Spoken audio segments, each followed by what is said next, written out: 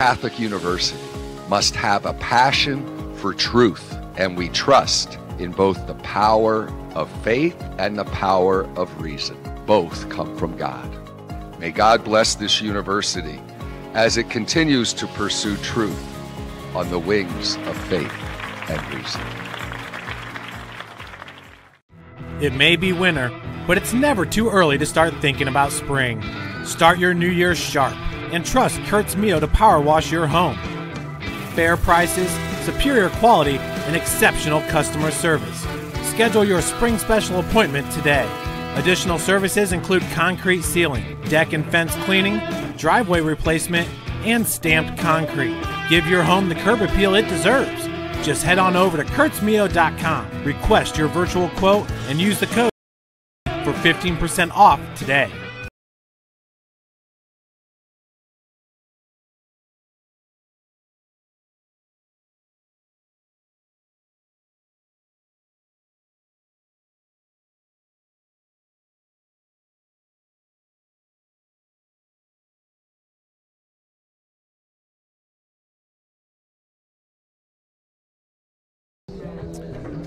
Welcome in, everybody. This is game number 3 of our series versus Indiana Wesleyan.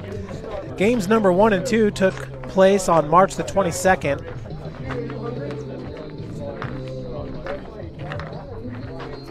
I was here at the Ash Center. Indiana Wesleyan winning game 1 9-5. USF taking game number 2 6-3. Indiana Wesleyan's coached by Rich Benjamin. He's in his 4th season. Last year was the Crossroads League Coach of the Year. University of St. Francis head coach Dustin Butch in his 1st season with the Cougs, taking over for longtime coach Greg Roberts. Looking at the standings entering today, Marion with a 7-3 conference record. They're 15-11 overall. Huntington at 8-4. Mount Vernon Naz at 6-3. Goshen at 6-6, along with Spring Arbor. St. Francis at 5-6, Grace at 5-7, Bethel at 5-7, Taylor and Indiana Wesleyan 4-7 conference records. So heading into the conference season this year, Taylor was picked to win the Crossroads League. Huntington at 2, Marion at 3, Mount Vernon Naz at 4, Wesleyan at 5, Spring Arbor at 6, Bethel, Goshen tied for 7th, St. Francis in 9th, and Grace in 10th. So needless to say, the Crossroads League is a tight race with Marion at the top. But your 3rd place through 10th place is just separated by just 2 wins. So Indiana Wesleyan, who last year had 6 members, make all Crossroads League. And we're going to see one of them today on the bump. It'll be Caleb Elder.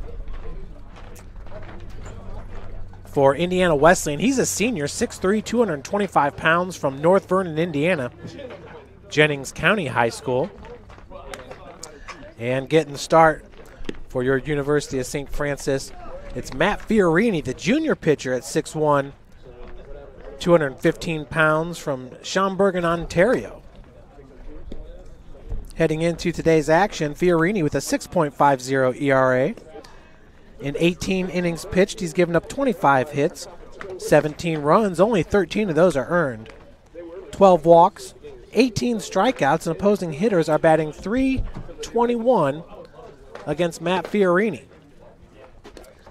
Heading into today, looking at the Crossroads League batting, Mount Vernon Naz, the number 1 team in the league, batting .322, Spring Arbor batting .309, and St. Francis coming in at number 3, batting .278. Indiana Wesleyan in the 8th spot, batting .262 on the season. And leading it off for Wesleyan today will be the shortstop, Parker Johnson.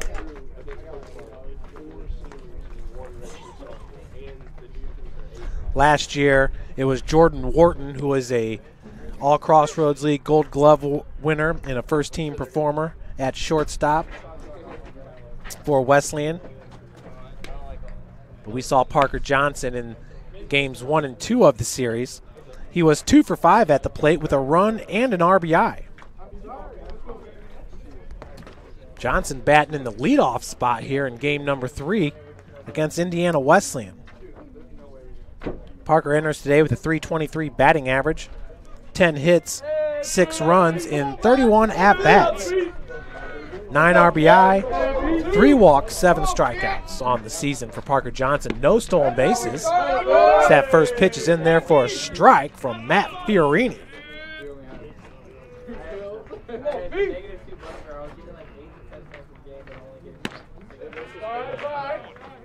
So the count's evened up at 1 apiece. Last time out for Fiorini was yesterday against Bethel, where he faced 6 batters, gave up 3 hits, 0 runs, had 1 walk, 0 strikeouts. 2-1 is your count to Parker Johnson. Parker's only a sophomore at 6 foot, 190 pounds from Anchorage, Alaska. South Anchorage High School is where he played ball. 3-1 your count. Cougars getting a split yesterday against Bethel. As that ball is going to be a 2-hop chop over to Brady Harris with the backhand and just off the glove of Harold Wolf. So that's going to be an E6 to start this game. Hey, keep filling it up, feet. Hey, be awake, never know. Wolf at first base tried to take the throw on the hop, just bounced out of his mitt. That'll bring to the plate Ty Thixton, the starting center fielder. Hey, be awake now. Thixton, a junior outfielder from Greenwood, Indiana. He's a transfer from Danville Community College. Up in this count 1-0.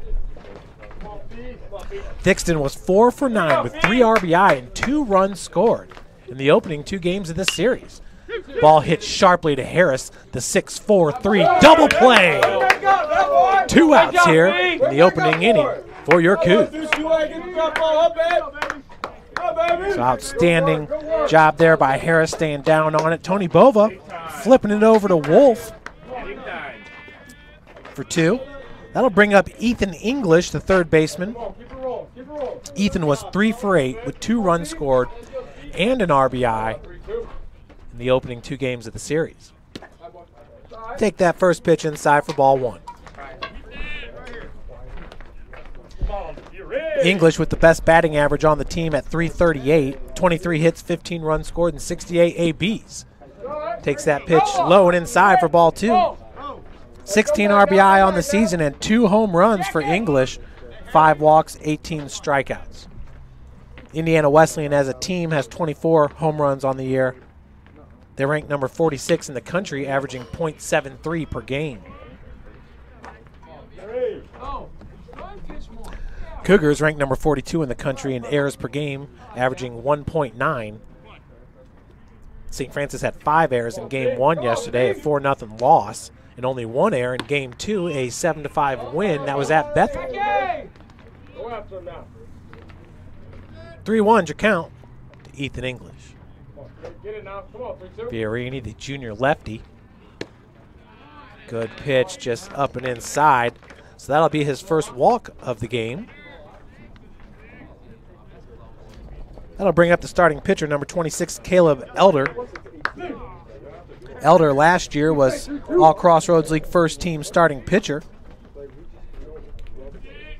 Elder, a .283 batting average entering today, ranks number 21 in the country with 13 doubles under his belt. This ball's drilled into right center field, and what a snag by Mikhail McCowan for out number 3. We head to the bottom of the first. We're all knotted up at zeros here at the World Baseball Academy, Ash Center. Good job, fellas. Good job.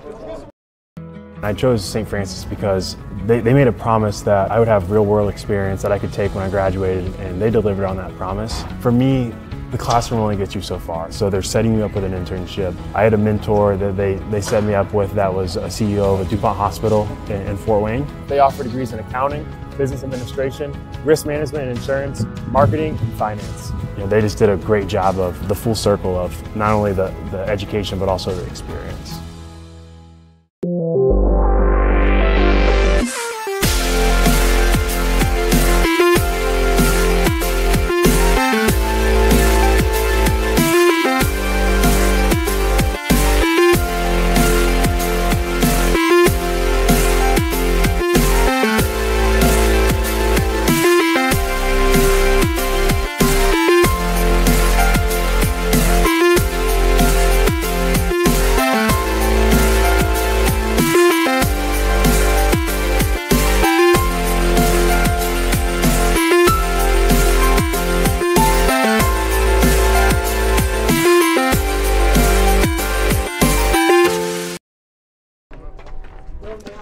big senior pitcher, Caleb Elder, on the bump, a 3.44 ERA. He's got 3 complete games under his belt this year that leads Indiana Wesleyan.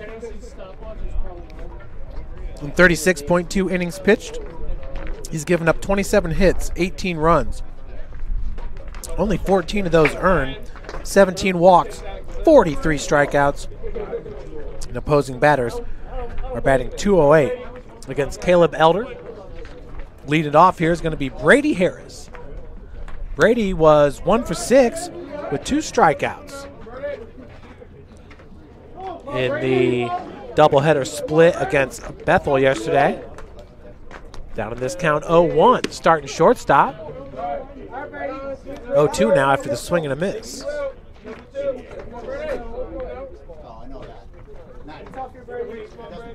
Harris, only a junior for the Cougs, goes down swinging. With 1 out, your batter is Tyler Prince. Hey, let's start it out, Princey. Let's go, Biggie. Tyler, 2 for 8 with a run, 3 RBI, and hit his first home run of the season in yesterday's win against Bethel, the 7-5 decision in 9 innings. Take that first pitch down low for ball 1. Your Cougs scoring 3 in the 7th, 3 in the 8th. Prince's home run off a changeup came in the 7th inning. It was Wolf with the long ball in the 8th.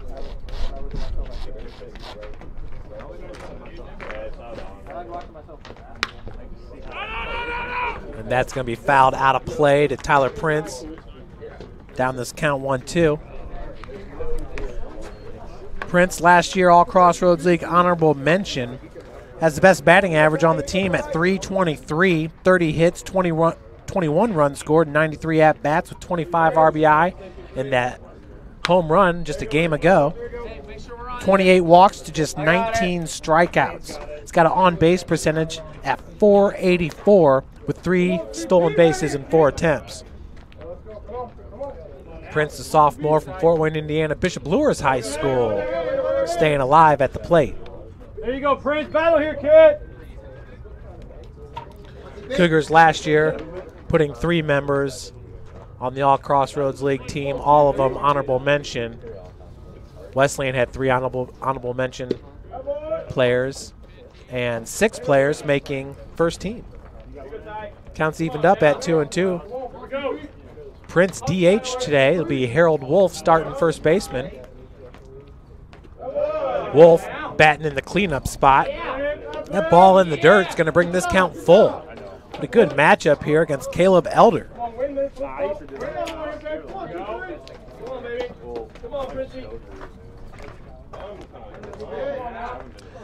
Elder, who was a first baseman for Indiana Wesleyan in both games of the series to start. The second strikeout of the game for Eldridge. Not a bad start, 2 up, 2 down. Brings up Noah Frymuth. Frymuth 1 for 8 yesterday against Bethel.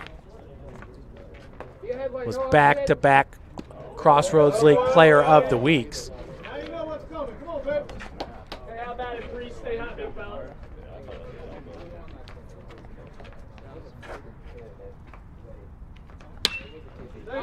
Frymuth nearly backhanded there by Johnson. That's going to be a 2-out single. Noah Frymuth. That right there is the first hit of the game. That'll bring to the plate Harold Wolf swinging a hot bat. Wolf entering today at .277 batting average, 23 hits, 13 runs scored, and 83 at-bats. 1 home run and 16 RBI. That's third best for the Cougs. Checks that outside for ball 1. 12 walks, 17 strikeouts for QB1.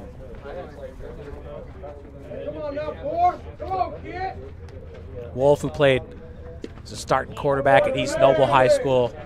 After he left, the starting quarterback was Andrew McCormick, who's now on the St. Francis football team. McCormick transferring to St. Francis from Indiana State. So the 2 East Noble grads Tell you, East Noble has sent a lot of really good student athletes to St. Francis. Chandler Jones is on the basketball team. Her brother Hayden Jones is a star on the basketball team there at East Noble. 3-1 your count to Harold Wolf. Wolf 1 for 4 with a run, 3 RBI, and a first home run of the season there in that doubleheader against Bethel. I'll tell you, the Bethel pitchers were dealing there in game number 1. To Hopper, to Johnson. He'll take it himself for out number 3. We'll head to the top of the second. Still scoreless here at the World Baseball Academy Ash Center. Diamond number 1. Catholic University must have a passion for truth, and we trust in both the power of faith and the power of reason. Both come from God. May God bless this university as it continues to pursue truth on the wings of faith and reason. It may be winter, but it's never too early to start thinking about spring. Start your new year sharp and trust Kurt's Mio to power wash your home. Fair prices, superior quality, and exceptional customer service. Schedule your spring special appointment today. Additional services include concrete sealing, deck and fence cleaning, driveway replacement, and stamped concrete. Give your home the curb appeal it deserves. Just head on over to kurtzmio.com, request your virtual quote, and use the code Summit City for 15% off today. Welcome back, everyone, here in the top of the second. Fiorini on the bump. Entering today, looking at the All-Crossroads League earned run average leaders. Taylor with a 2.59 ERA, 2 points better than Marion at 4.50. Wesleyan comes in the 9th spot with a 5.84 ERA. St. Francis in the 8th spot with a 5.83.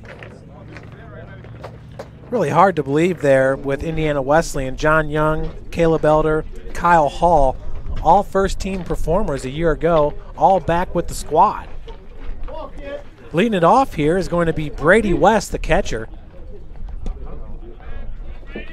Brady brings a lot of power to the plate, batting in the 5 spot.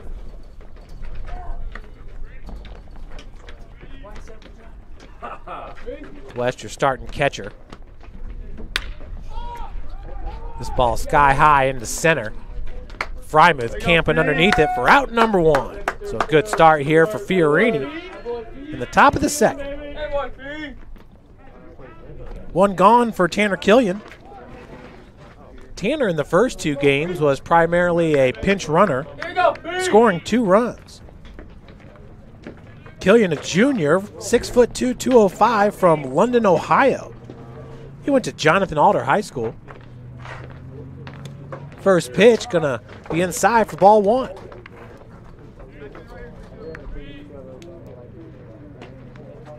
Killian has been killing it with a .333 batting average, 6 hits, 4 runs scored, and 18 at-bats. He fouls that off.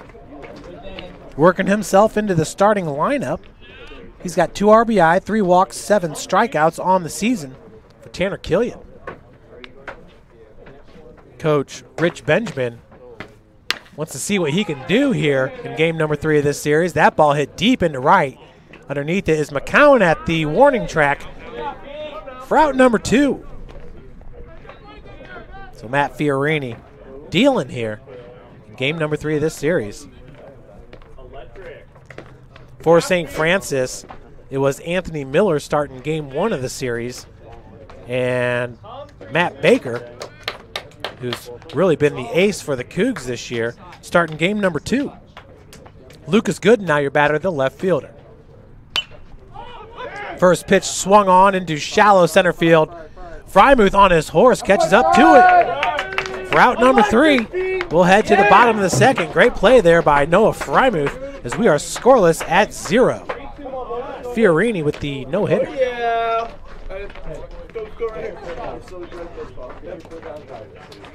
Catholic University must have a passion for truth, and we trust in both the power of faith and the power of reason. Both come from God. May God bless this university as it continues to pursue truth on the wings of faith and reason.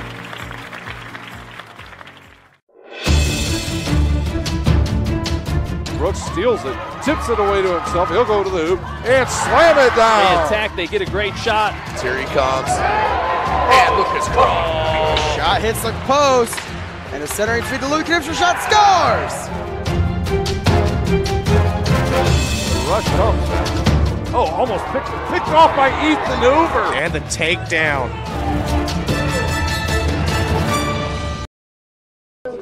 Here in the bottom of the second, Indiana Wesleyan, 0 runs, 0 hits, 0 errors.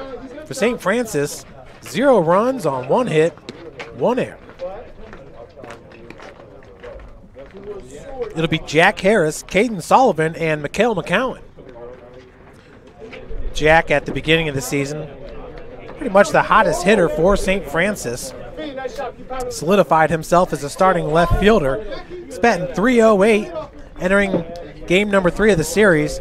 28 hits, 21 runs scored, and 91 ABs.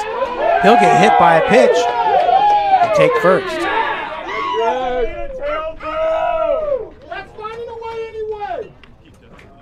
It's funny, I remember when getting hit by a pitch seemed like a negative thing. Not here at the World Baseball Academy. We got 0 outs, a runner at first for Caden Sullivan. Sully was 0 for 6 with a run and a walk in yesterday's doubleheader against Bethel. Take that first pitch for ball 1. Sullivan was probably about your hottest hitter last week. Caden entering today with a .314 batting average.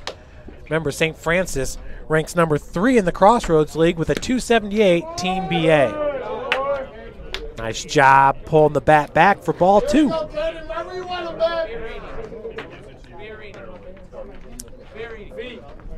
Caden entered the Bethel doubleheader yesterday with a 6-game hit streak.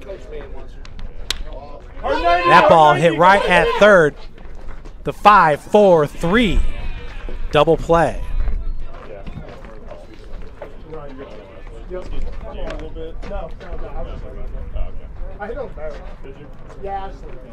That'll bring up Mikhail McCowan. Good looking play there by English, initiating that double play. And Ethan is just a freshman at 6'4". Mikhail jumps on that first pitch, and the backhanded diving attempt is going to fall. That'll be a 2-out double for Mikhail McCowan. Gooden was on it, but what a tough play. Made a great effort. St. Francis picks up its 2nd hit of the game. That'll bring up Tony Bova, the senior. Nice piece of hitting there by McCowan. Hey, get the next one. Mikhail drilled that ball right down the left field line. Bova 0 for 2 with a K in yesterday's doubleheader. Starting second baseman enters today with a .275 batting average. 19 hits, 12 runs scored, and 69 ABs. We'll take that first pitch for a strike. Bova 3 RBI, 5 walks, 18 strikeouts, and he's 10 for 12 in stolen base attempts.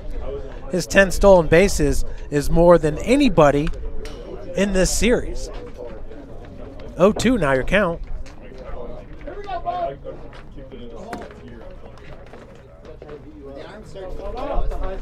That's when you know, and the strides get real long. That's when you know. Off the high stuff, baby. So Bova will go down looking for out number 3. We head to the top of the 3rd. Still 0-0. Here from the World Baseball Academy at the Ash Center. I chose St. Francis because they made a promise that I would have real-world experience that I could take when I graduated, and they delivered on that promise. For me, the classroom only gets you so far, so they're setting you up with an internship. I had a mentor that they set me up with that was a CEO of a DuPont hospital in Fort Wayne. They offer degrees in accounting, business administration, risk management and insurance, marketing, and finance. You know, they just did a great job of the full circle of not only the education but also the experience. Brooks steals it, tips it away to himself. He'll go to the hoop and slam it down. They attack, they get a great shot. Here he comes. And Lucas cross. Shot hits the post. And a centering feed to Luke Knipster. Shot scores. Rush comes. Oh, almost picked off by Ethan Hoover. And the takedown.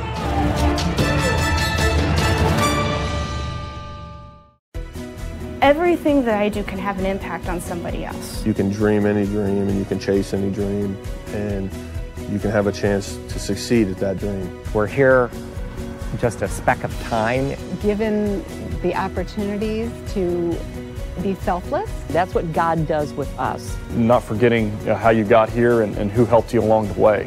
What are you doing for others? Those to whom much has been given, much is expected. Leading it off for Wesleyan here in the top of the third, number 15, Stephan Busby, starting right fielder. Busby was 0 for 9 in the first 2 games of the series here against your Cougs. Takes that first pitch low and inside for ball 1.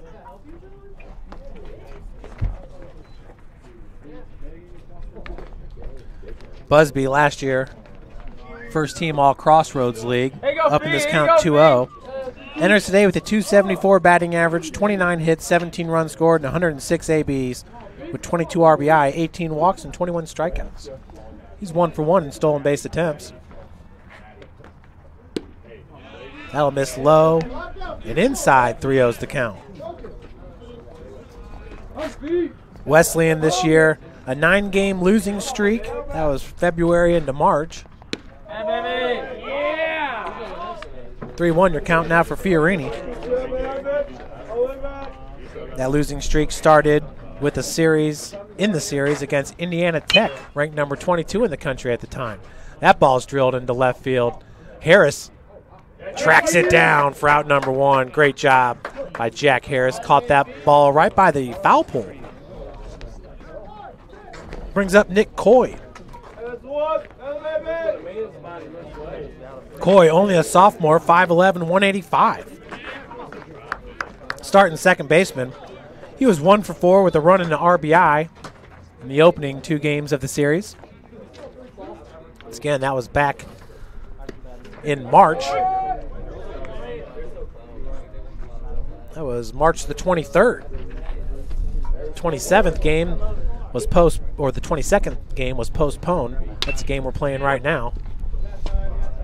Roller over to Caden Sullivan for out number 2. 2 up, 2 down. For the leadoff batter, Parker Johnson reached on an E6 back in the first.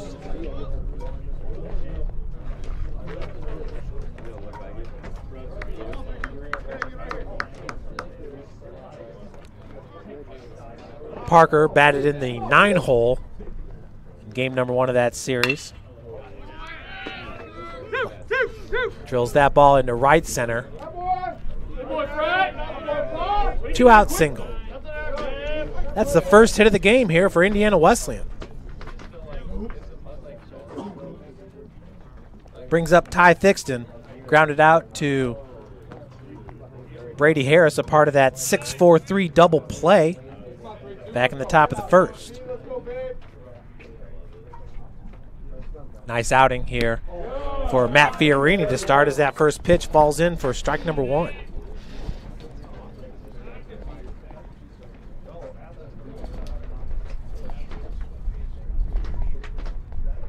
That's Wolf at first, holding Johnson. Fiorini up in the count 0-2. Matt looking for his first strikeout of the game.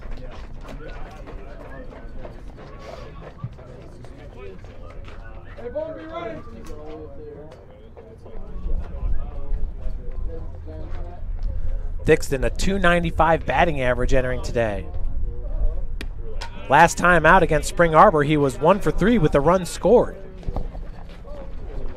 In that series, 2 for 9 at the plate with 3 runs scored. 1-2's your count. Runner is off. Ballmer comes up firing. Just a little bit high with the throw. It was in time. Bova went up to get it, put down the tag, but Johnson's safe with the stolen base. For Parker Johnson, that's his first stolen base of the season. He's now 1 for 2. And we got 2 balls, 2 strikes, 2 outs here to Ty Thixton. Here you go, Fing. Thixton, the junior.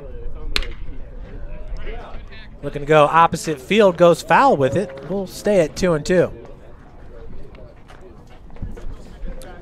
Wesleyan has not put together back-to-back wins since February the 14th and 19th when they beat Midway and Cincinnati Christian.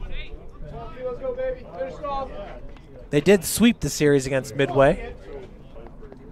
8-3-5-0. You got a full count now from Matt Fiorini. Your Cougars looking for their first back-to-back win since the Siena Heights doubleheader. That was back on March the 21st. That was over there on diamond number 2. That ball hit right up the gut. Frymuth fielded it, and there's going to be no play at the plate. That'll be an RBI single for Ty Thixton as Wesleyan takes the lead 1-0.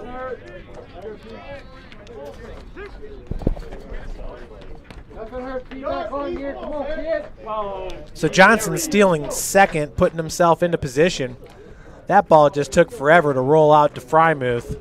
Johnson already had rounded third with a couple steps before that ball got into Frymuth's mitt. Brings up Ethan English, the freshman. 1-0's the count.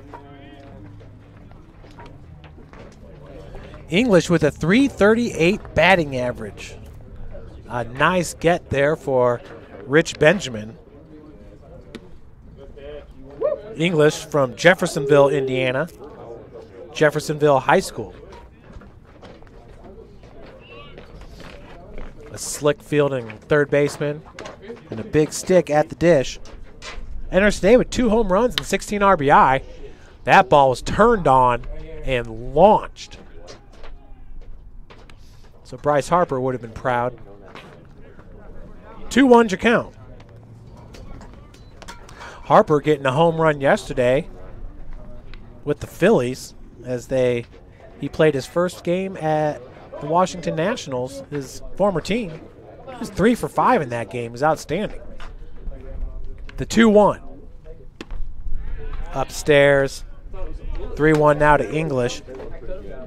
English, 18 strikeouts, only 5 walks, .423 on base percentage.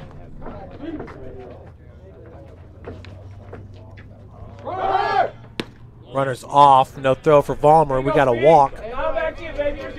Runners at first and second here with 2 outs. Brings up the starting pitcher, Caleb Elder. Coach Butcher's going to have a talk there with Fiorini. Calm down the junior just a tad here. Great start to this game for Matt. Faced 7 batters in the first 2 innings and got the first 2 out here in the top of the 3rd. Some timely hitting by Indiana Wesleyan, and it's the Wildcats up 1-0.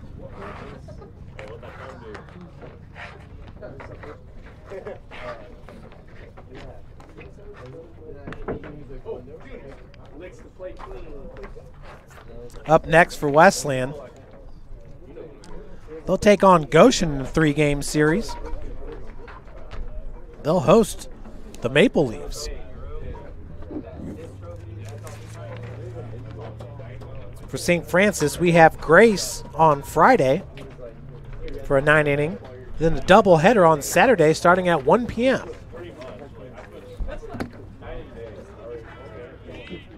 Get this one, B. Let's go, baby. Come on, baby. Come on, B. Elder flew out to right field in his first AB. He drilled it. It was a great play by Mikhail McCowan. For Mikhail, it didn't look like he got the best jump on it, but he was able to track it down. 0-1 your count, runners at first and second.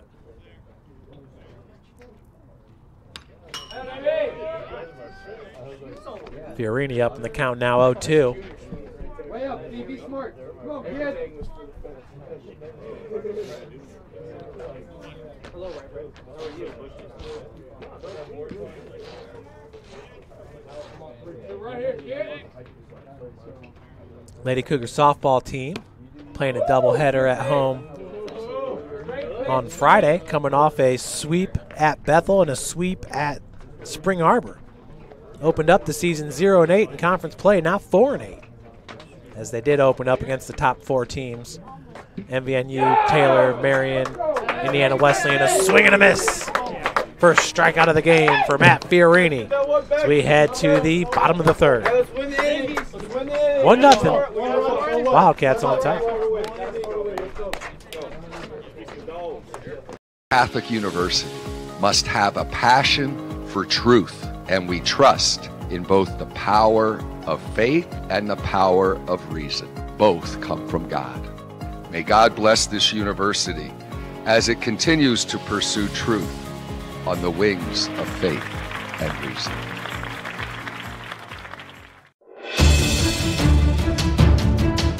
Brooks steals it, tips it away to himself. He'll go to the hoop and slam it down. They attack, they get a great shot. Here he comes. And Lucas Cross. Shot hits the post.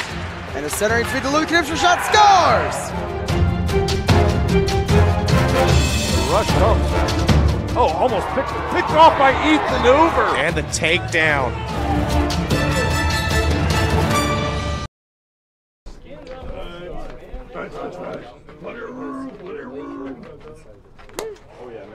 Welcome back here in the bottom of the third inning for St. Francis. It's going to be the number 9 hitter, Matt Ballmer, in the top of the order. Ballmer, the senior catcher, a .297 batting average with 11 hits, 2 runs scored, and 37 at-bats, 5 RBI, 2 walks, 3 strikeouts, and he's 1 for 1 in stolen base attempts. Ballmer, a fantastic defensive catcher. Here for Coach Butcher. First pitch from Elder.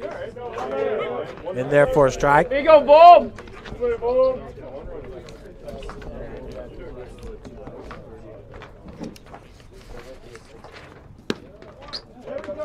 Second one right at the hands.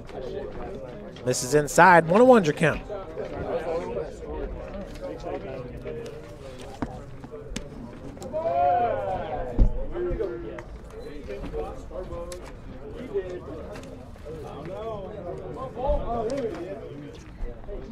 Folks, this is game number 1 of a doubleheader. The second game we'll take on Indiana Tech, one of the top teams in NAIA. Here you go, Bob. Come on, 1-5. Wesleyan played Indiana Tech. Good. And they won 1 out of 4 as Ballmer is going to draw the walk.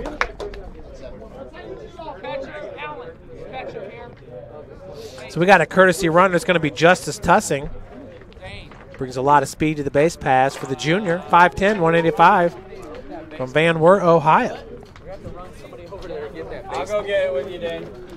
Brady Harris struck out swinging in his first AB. Pulls back the bunt attempt for ball 1.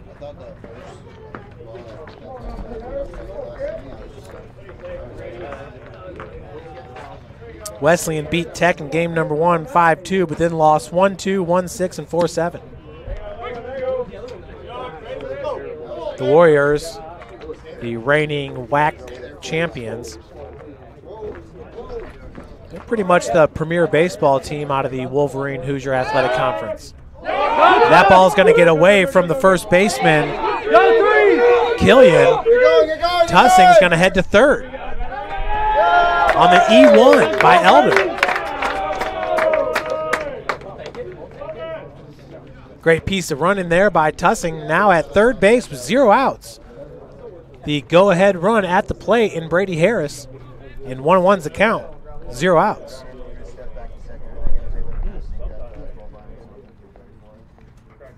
Throw in the dirt there, Killian just could not corral it. Too much going on with Tussing heading back to first. Killian on that last pitch was playing about 10 feet in on the grass. Now with 2 strikes, he's going to get at normal depth. Middle infield is going to come in now for Wesleyan. Ball in the dirt. We're evened up at 2-2. Stay smooth up there. Hey, let's go. We need to Let's go, Brady. Here we go, Brady. Full count now to Harris. Battle up there, 2 out.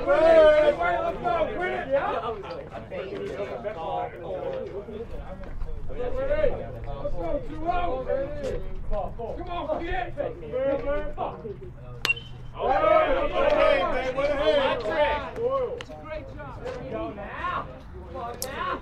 Entering this season, Huntington, they were ranked in the top 20. Actually, that was last year, the postseason poll. And Harris with the RBI single as he knocks it right up the gut. Seeing eye single for Brady Harris, and we're tied at 1 apiece. Beautiful piece of hitting.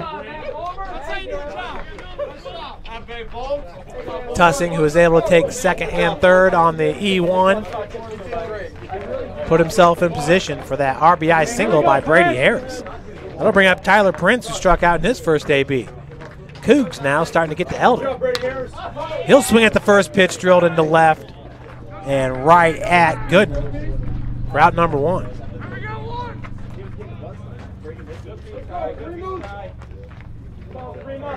Brings up Noah Frymuth. Singled in his first AB.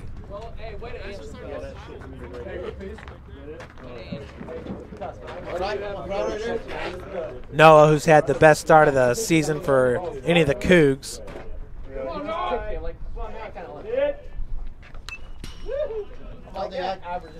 Had a 13-game hit streak that started with Siena Heights back on March the 13th and ended yesterday in game number 1 against Bethel, where he was 0 for 3. 0-1's your count.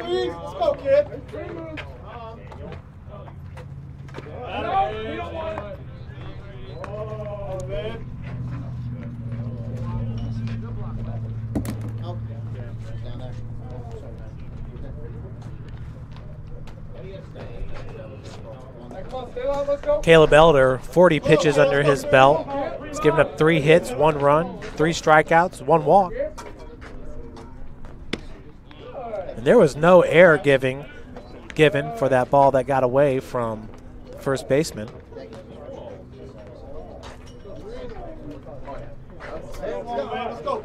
Two ones your count with 1 out. Big cut by Frymuth, evens it up at 2 apiece. Fiorini threw 3 innings, 43 pitches. He's only given up 2 hits, 1 run, it was earned, 1 strikeout, and 2 walks for the junior Fiorini.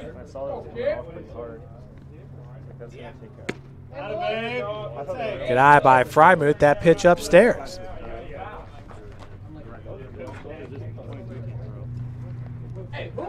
Excuse me, that was classified an error. Both teams now with 1 error. St. Francis 3 hits, Wesleyan 2. Frymuth draws the walk. A lot of speed out there for number 4, Harold Wolf.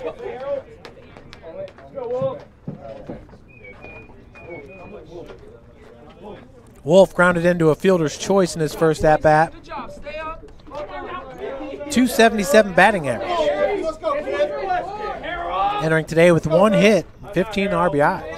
1 home run, excuse me. 16 RBI.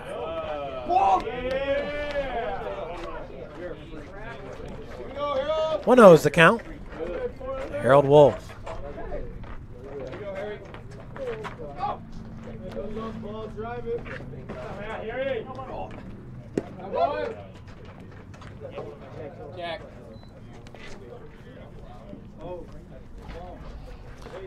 For Brady Harris, 4 for 5 in stolen base attempts on the season. Standing on second base. Frymuth, 5 for 6 in stolen base attempts at first. Indiana Tech, they're one of the premier teams in stolen bases. We'll see them in game number 2. Projected for a 7:30 start. We've got 2 9-inning games here. 3-0 is your count with 1 out. So Wolf taking all the way there. So it's grooved in by Elder. Hey, you know what's coming for us. Go. Popo don't even know. That great Goose, baby! Hey, Black Goose, baby! Yeah! Bases loaded now. Let's not joke about footwork. Hey, damn rights too. Listen, man. They're deserving their home. Once we get this, I don't have no buckets. I don't know what's going on. We got a mound visit. He's like, oh, we got 20 seconds. It's Caleb Eater, folks. Excuse me, Eater, not Elder.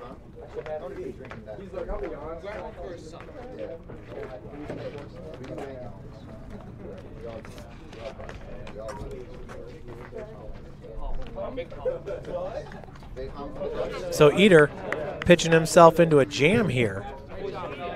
Bases loaded, 1 out.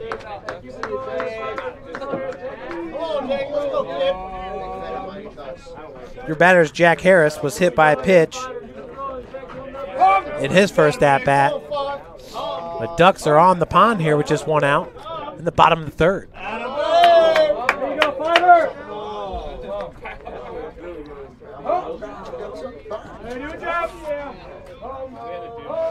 For St. Francis, it was back on March the 8th, the Goshen series, where the Cougar bats really came alive. That's going to be an RBI single for Jack Harris as we have bases loaded. Cougars take the lead 2-1. Just 1 out. Nice piece of hitting there for Jack. Cougars at the time were, I believe it was in 9th place in the Crossroads League in batting average, now all the way up to 3rd. Remember, the Cougs were picked to finish 9th in the league. 4 hits to 2, and Caden Sullivan's going to get plunked. That's a free run. That's the second one of the day for Eater. Coming home to score, it's going to be Fryman. Still bases loaded. 3-1 score. Mikhail McCowan, who doubled back in the 2nd, drilled it right down the left field line. It was a great attempt by the left fielder, Gooden. Eater. First pitch low for ball 1.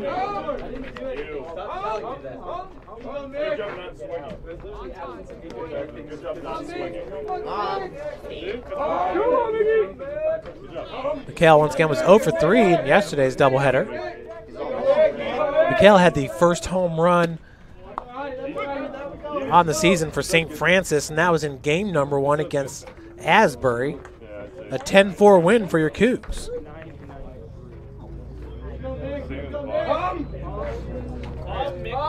2-0 your count. We'll make it 3-0. We got to arm up in the bullpen for Wesleyan. Eater trying to get himself out of this jam. 3 walks and a hit by a pitch in this inning for Eater.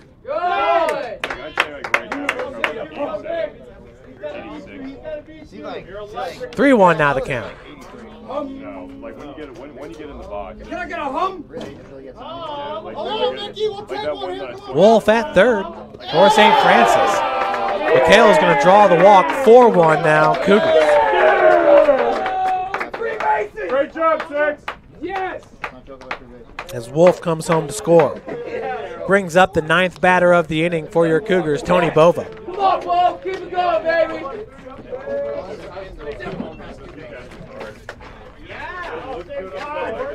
Again, Wesleyan 4 and 7. That ties them with Taylor for 9th place in the Crossroads League.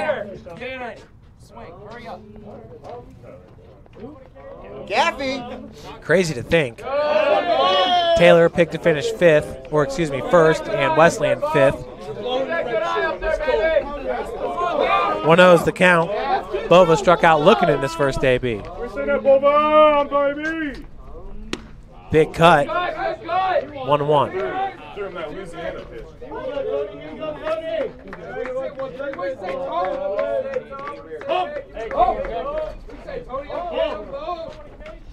Taylor lost all 3 games against Goshen. 2-3, 2-3, and 7-8. That was after beating Indiana Tech 9-7. So shout out to the Maple Leafs. 5 of the 6 Maple Leafs wins have come against Taylor and St. Francis. They got a 6-6 conference record. I'll bring up Matt Ballmer, who led off this inning for St. Francis. Looks like we might have a pinch hitter.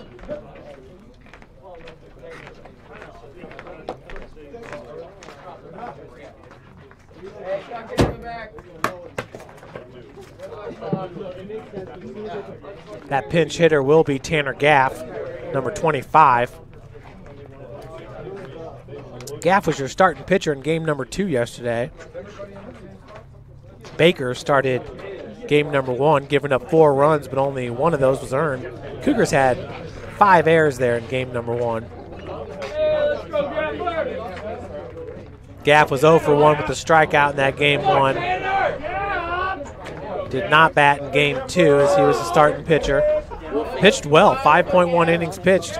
Gave up 6 hits, 3 runs, only 2 earned. 7 strikeouts and 3 walks. Gaff slowly becoming one of the better pitchers on the squad for your Cougars. 0-1's your count. Tanner, a .237 batting average, 14 hits, 11 runs scored, and 59 ABs, 1 home run, and 12 RBI. That home run came in game number 1 against Goshen. Counts evened up at 1 apiece.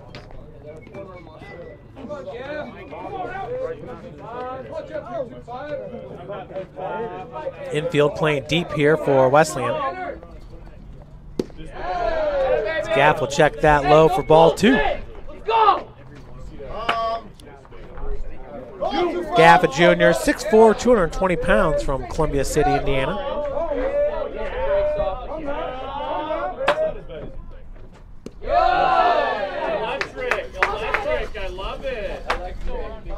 So Eder, who entered this inning with a 58% strike percentage, is now down to 49%.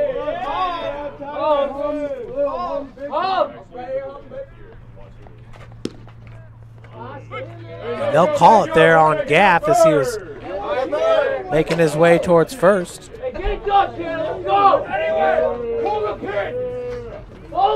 Let the big dogs walk! Go get your fight! Go! Full count, 2 outs, bases loaded. Gaff's going to draw the walk. Going home to score is Jack Harris, the 5th run of the game. Brings up Brady Harris. Brady will be the 11th batter of the inning, as that's going to be it for the starting pitcher, Caleb Eder. We'll be right back with the new pitcher's stats on the season.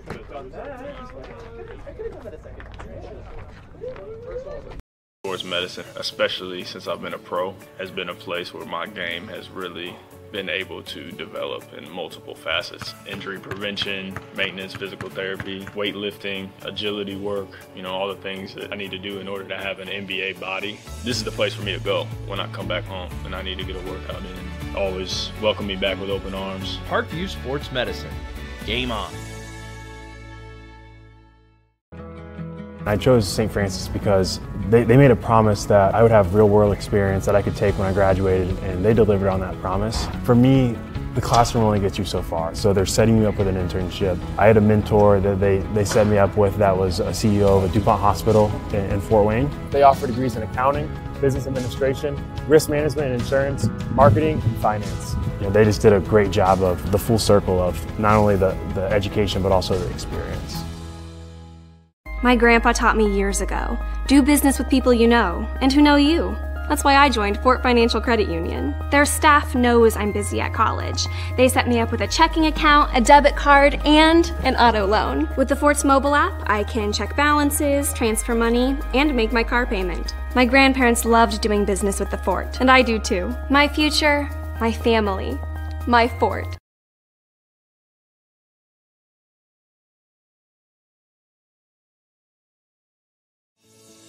Parkview Sports Medicine is an integrated sports medicine team.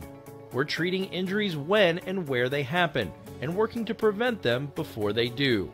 We believe the best care is coordinated care, helping ensure you get the individualized services you need every step of the way, offering innovative treatment techniques to get you or the athlete you love back in play. Reaching higher, pushing further. Parkview Sports Medicine. Game on. So the new pitcher is number 11, Tyler Wynkoop, a freshman, 5'10", 180 pounds from Huber Heights, Ohio, went to Wayne High School. So, it's okay. It's okay. Hey, stay up, all right? Wynkoop entering today a 10.61 ERA, 9.1 innings pitched under his belt, has given up 9 hits, 12 runs, 11 earned, 9 walks, 7 strikeouts, opposing hitters batting .267 against the freshman. Wayne High School, good football school. We had 2 players on our football team from Wayne High School, and they played with quarterback Braxton Miller, who starred at Ohio State University. All from that Wayne High School, from the Dayton area. 1-0's your count. That one's going to get past West, but staying at third will be Sullivan.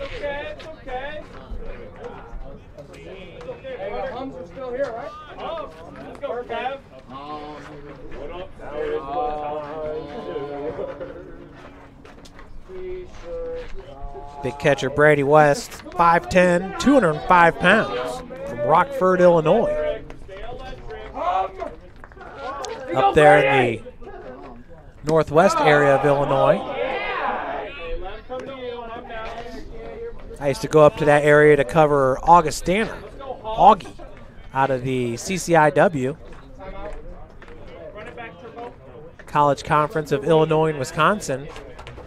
Actually, there's only one team from Wisconsin in the conference, and that's Carthage. So that's kind of like the WAC. WAC's only got one team from Indiana, and that's Tech. But they got 2 teams from Ohio. 3-1's your count. Maybe it should be the Wolverine Hoosier Buckeye Athletic Conference. But then you wouldn't get to say WAC. That would be WABAC. That might be good. That one popped straight up. Second baseman underneath it. For out number 3. Damage is done. Cougars put a 5 spot up there. In the bottom of the third, we head to the top of the 4th. 5-1 Cougs on top. Catholic University must have a passion for truth, and we trust in both the power of faith and the power of reason. Both come from God. May God bless this university as it continues to pursue truth on the wings of faith and reason.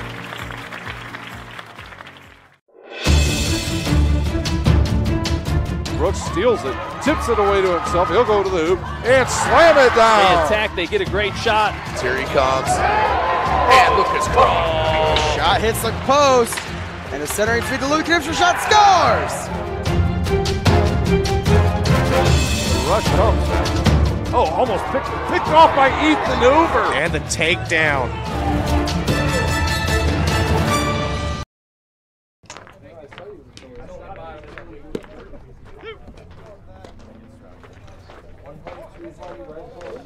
Still on the bump, Matt Fiorini for your Cougars.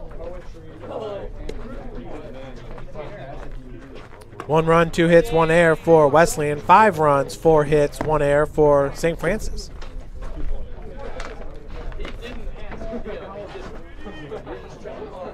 Fiorini, 1 strikeout, 2 walks, 43 pitches under his belt.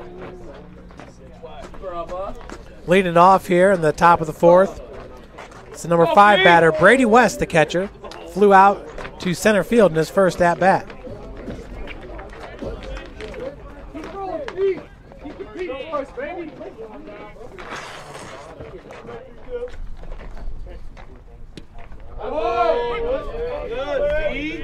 Be a first pitch strike to West.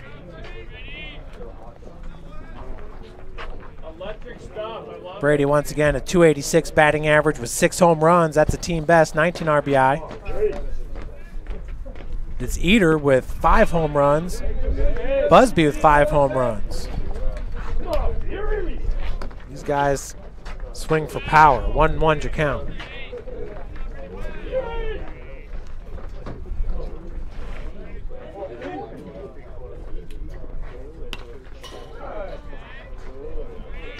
West down in this count 1-2. Fiorini's last strikeout came against Eder from his last batter faced there in the top of the third.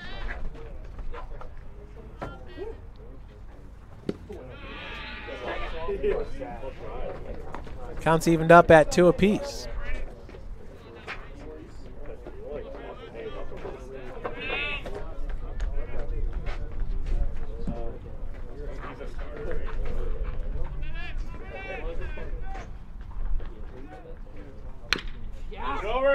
The 2-2 is a chopper foul.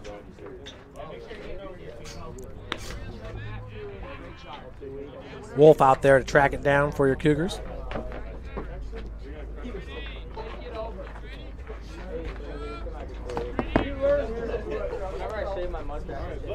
St. Francis, for the first time ever, will play Wesleyan next year in football.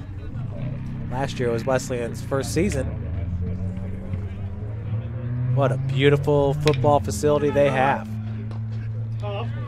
Wolf over to Fiorini for out number 1. That'll bring up Tanner Killian, starting first baseman. Not sure if he'll go back out to first here or if Eder will take over for him. Killian flew out to right field. It was a deep shot. That was back in the second. Killian with a .333 batting average. It's third best with 18 at-bats. Jack Durham's batting .385. He's got just 13 ABs. English, 68 ABs, batting .338. 0-1 your count. Fiorini putting together one of his best outings of the year. 1-1 your count.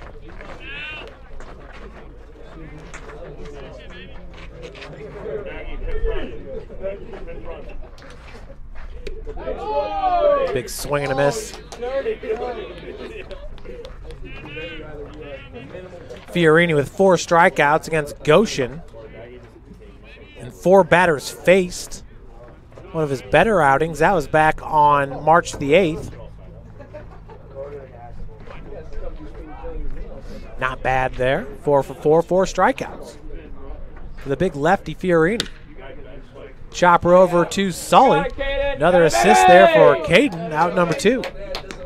Sullivan, just a sophomore. Really good defensive third baseman.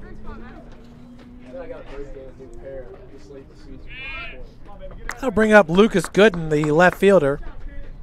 Flew out to center field in his last at-bat.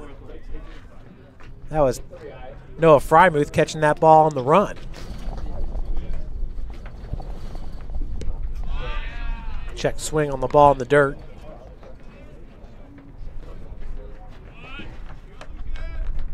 Fiorini had 3 strikeouts against Cumberland's in 16 batters faced. Also had 3 walks. That was a game where he gave up 10 runs, only 9 earned. Without that outing right there, his ERA is going to be probably in the 2s.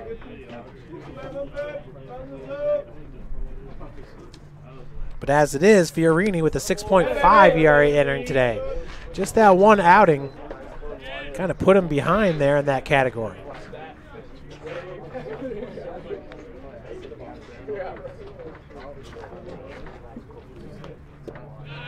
Fiorini had 2 strikeouts in the Marion game.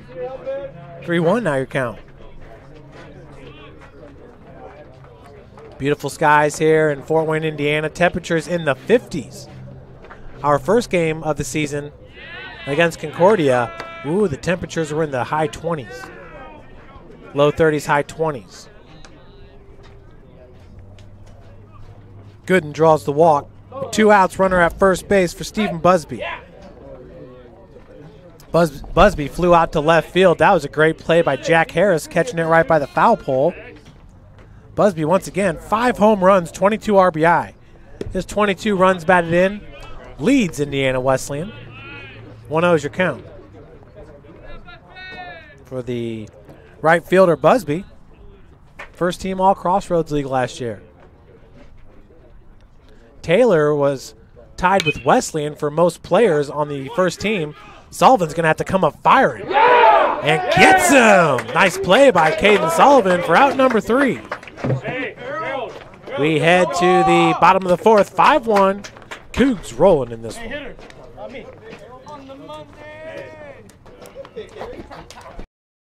I chose St. Francis because they made a promise that I would have real-world experience that I could take when I graduated, and they delivered on that promise. For me, the classroom only gets you so far, so they're setting me up with an internship. I had a mentor that they set me up with that was a CEO of a DuPont hospital in Fort Wayne. They offer degrees in accounting, business administration, risk management and insurance, marketing, and finance. You know, they just did a great job of the full circle of not only the education but also the experience.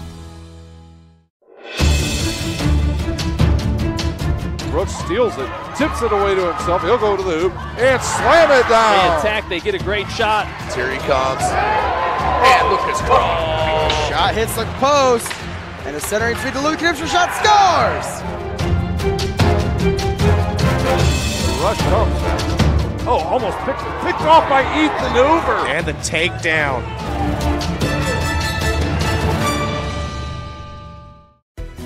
Everything that I do can have an impact on somebody else. You can dream any dream and you can chase any dream and you can have a chance to succeed at that dream. We're here just a speck of time. Given the opportunities to be selfless. That's what God does with us. Not forgetting how you got here and who helped you along the way. What are you doing for others? Those to whom much has been given, much is expected. Leading off the bottom of the 4th inning for St. Francis, it's Tyler Prince, Noah Frymuth, Harold Wolf. Sounds like a run to me.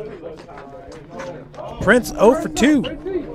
Here at the plate, a strikeout and a flyout to left field. Hit his first home run of the season yesterday in Game 2 against Bethel.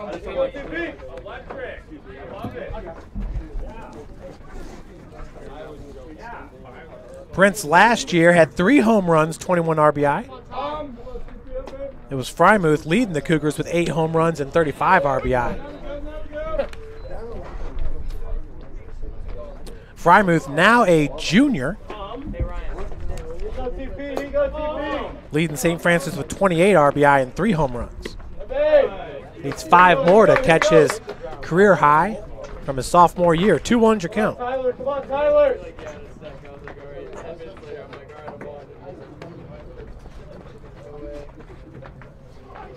For the Cougars before yesterday's doubleheader, as that ball's going to be ripped right at the foot of the shortstop, Parker Johnson. That looked like a single to me for Tanner Prince. Be the 5th hit of the game for St. Francis. See what the official scores say. Frymuth walked and scored a run in his last at-bat, singled back in the 1st.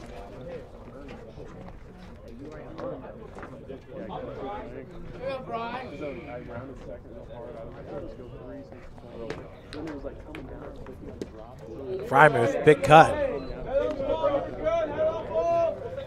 And officially, that will be the first hit of the game for Tyler Prince. Smoked that ball. Right up the gut. Right at the left foot of Parker Johnson. He nearly had it. But that ball was scalded. Frymuth now down the count 0-2. Noah just 13 strikeouts on the season to 8 walks. Prince can steal at first. Pitch inside. A weird play right there.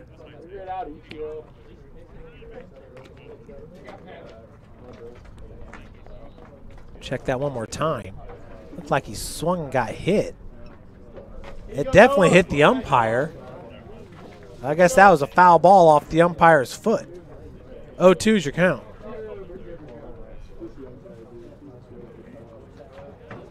Once again, Wynkoop just a freshman. Huber Heights, Ohio, Wayne High School. I can only assume that's Braxton Miller's alma mater. Seth Stewart was the wide receiver that played for us, actually a wingback. As Frymuth's safe on the fielder's choice. It'll be Prince out at second. Harold Wolf now your batter. Seth Stewart, a great player, really helped bring back the Cougar program to the national championship level that it reached in 2016 and 2017. Your batter is Harold Wolf. Wolf 0 for 1 with a walk and a run scored in his last at-bat. That was back in the third when the Cougars sent 11 batters to the plate. 1-0 is your count. Wolf yesterday, his first home run of the season, said it was a fastball that he drilled. That one's fouled off the backstop. Here you go, Pat Ball. What do you say, babe? Here you go, Harry. Here you go, Harry. Here you go, Floyd. Come on, baby. Wynkoop the lefty. Got that high kick, swing and a miss. 1-2 is your count. Once again, entering today, just 9.1 innings pitched under his belt, 7 strikeouts to 9 walks. He'll step off. Fearing Frymuth at first base, who's 5 for 6 on stolen base attempts on the season. 33 can run. Ooh, breaking ball falls in the zone for strike number 3. First strikeout of the game for Wynkoop. 2 outs now. It's going to bring up number 5, Jack Harris. Had an RBI single back in the third and scored a run. In the 5-run third for St. Francis, up 5-1 here.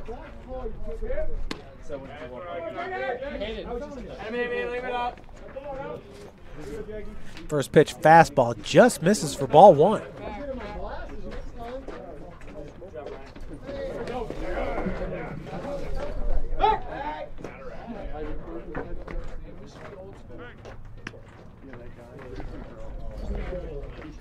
Killian been having some troubles there at first base on the pickoff attempts.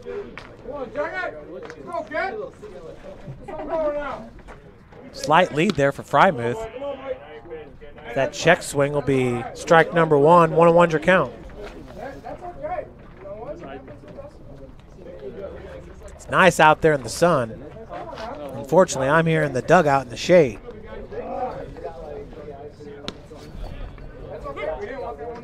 Just catches the inside corner, 1-2. Not that easy to tell these pitches from the dugout. Much easier from a press box. That looked like a breaking ball, swing and a miss. Harris thrown out at first. We'll head to the top of the 5th. 5-1, Cougs on top.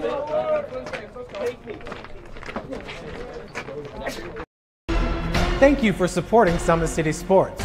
For the last several years, we've provided the Fort Wayne community and beyond with coverage of a variety of sports, thanks to our title sponsorship from Parkview Sports Medicine. Since we began in 2015, our annual budget has covered the cost of videographers and commentators to over 300 plus games each year. New equipment and maintenance of that equipment, along with increased broadcast rights fees from the IHSAA. This season, we're reaching out to friends, families, and local businesses for additional sponsorships and donations. You can help us grow and get coverage to your favorite team or sport. A Summit City Sports sponsorship or donation will help make that happen. We have the goal of bringing fans live stream games of every SAC game we cover. With the additional funds, we'd invest in mobile internet devices, allowing us to bring our supporters every SAC conference football and boys and girls basketball games live, as well as more coverage for sports like cross country, tennis, golf, swimming, wrestling, track and field, baseball, and softball. For more information on sponsorships or how to donate, visit summitcitysports.com. Parkview Sports Medicine is an integrated sports medicine team. I mean, I always had my family behind me, I always had my team behind me, but to have staff that wanted the best for me and to get me feeling better the quickest was really reassuring. Parkview Sports Medicine. Leading it off for Wesleyan, Nick Coy here in the top of the 5th. We are moving along nicely in this game. First pitch over to Sully for out number 1.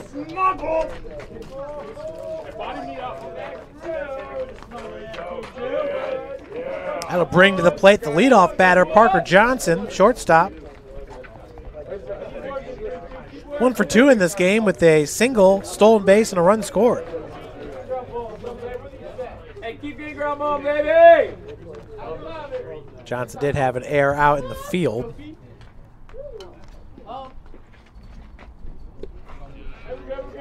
No, he didn't. More enthusiasm on the hum. More enthusiasm. 1-0 is the count. Pitch upstairs. Bring it down just a notch. Too much. Fiorini threw 4 innings, 60 pitches under his belt, 6 hits, 1 run, it was earned, 1 strikeout, 3 walks for Matt Fiorini, the junior. Get you another ground ball. Now miss low and in. So Fiorini down 3-0 in this count to Parker Johnson. Johnson 7 walks on the season entering today. Got his first stolen base of the season. Back in 3rd for Johnson.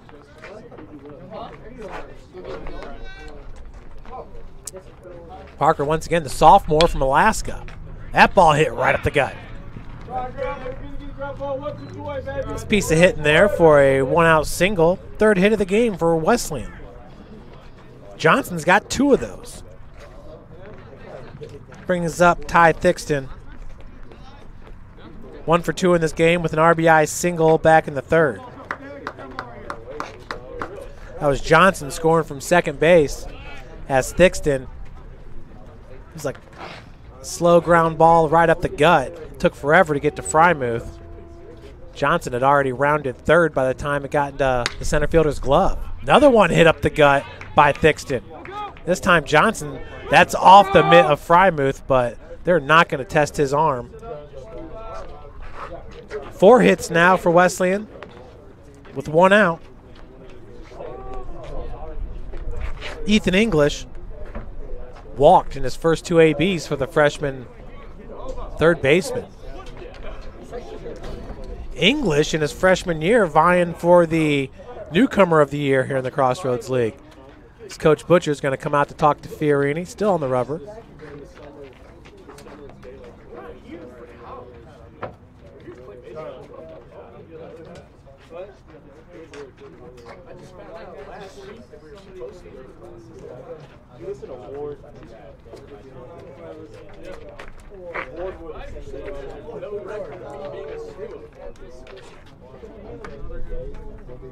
Brady West was your newcomer of the year in 2017, the catcher.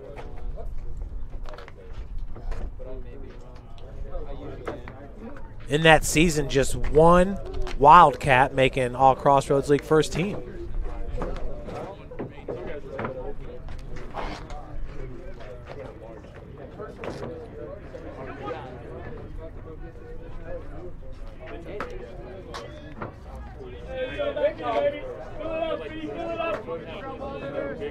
Last year in the Crossroads League, it was Maverick Bacon from Marion, the newcomer of the year. So Wesleyan could have 2 out of the 3 newcomers in the last 2 seasons. I think they should call it Freshman of the Year. You never know when a transfer is going to come in. Wesleyan basketball team had a point guard come in. He had played at Indiana and IPFW. Still trying to remember his name. Too many names to remember. 1-1's your count. Excuse me, 0-2 your count. To English.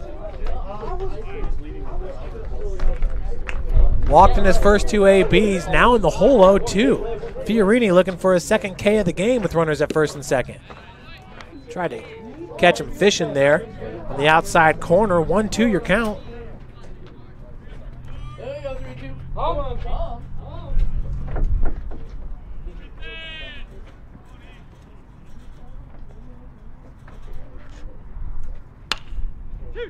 That ball hit right at Harris. Bova. And they don't get him. 2 outs, though, as that's as close as it gets right there at first base. On the 6-4-3 double play attempt. You guys can see for yourself here. Throw. Ooh, that's a bang-bang play. Runners at first and third now for the Wildcats with 2 outs. And it's Parker Johnson at third. He scored the only run in this game for Wesleyan. Eater, who is pitching now at the plate, trying to help his team out.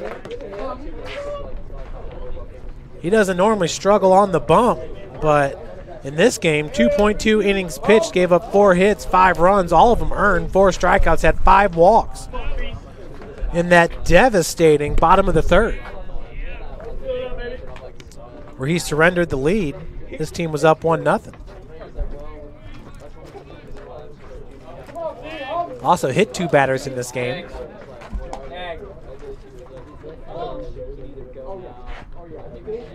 The 1-1 to Eater. Wanted to check swing it there, went around. 1-2's the count. Eater 0 for 2 at the plate.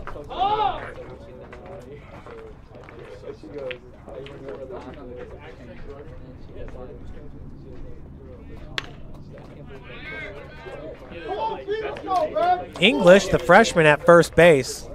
Not much of a lead there for the big third baseman.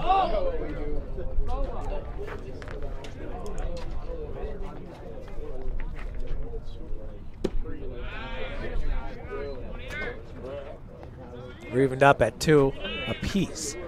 It's the off-speed pitch, misses low in the zone.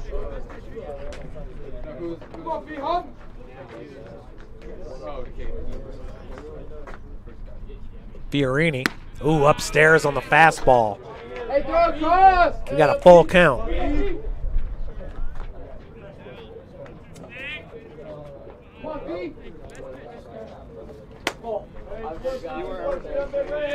Matt trying to get his team out of the top of the 5th here. Approaching 70 pitches. That's fouled and out of play. Harold Wolf chasing after it. Ballmer cannot find it.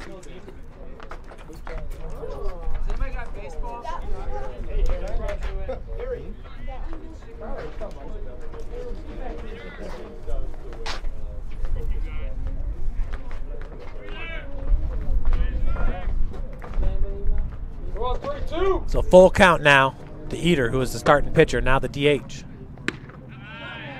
Oh, checks that for a walk. Bases are loaded. One swing of the bat could tie this game up at 5 for Brady West. West drilled one over the right field fence in the opening game of the series.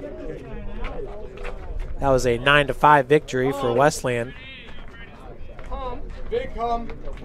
No, I take it back. That was just a double.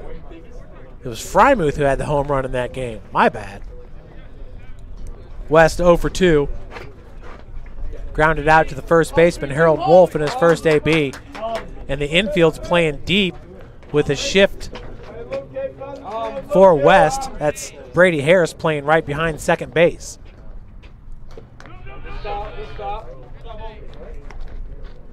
Matt Ballmer with the stop behind the plate. 1-0's your count.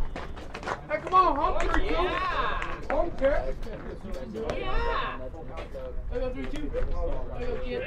West, one of the best players here in the Crossroads League, the starting catcher. Once again, was a newcomer of the year in 2017. My 8 years at St. Francis, I don't think we've ever had a newcomer of the year. Not for baseball.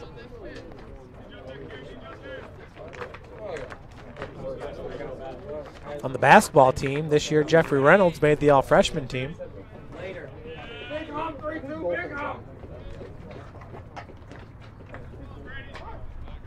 1-1 now to the vet, West. The big junior. Nice block again by Ballmer. Humpy, come on, baby! Eater at first base. Wesleyans with their new helmets there. The white front on the red helmet. That ball hit into the dugout. Hot potato. It almost hit Connor Adams there, sitting on the 5-gallon bucket. Working the game changer. We do have live stats on game changer. 2-2's your count.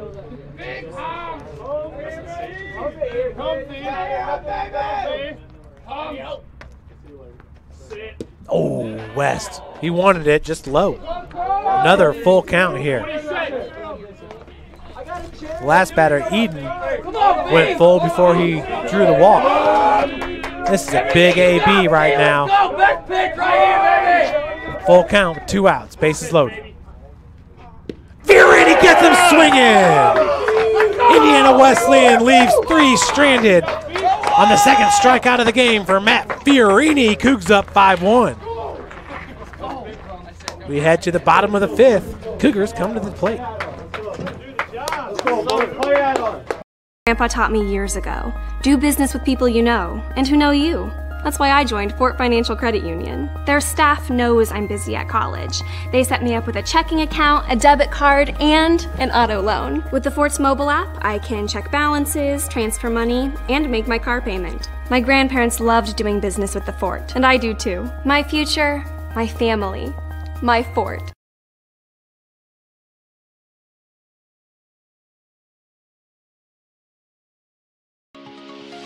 The Chapel project is the most important building that has ever been built or ever will be built on this campus. It's in the heart of the campus, it's on Mirror Lake, and the chapel and the Bass Mansion will be able to communicate with each other architecturally.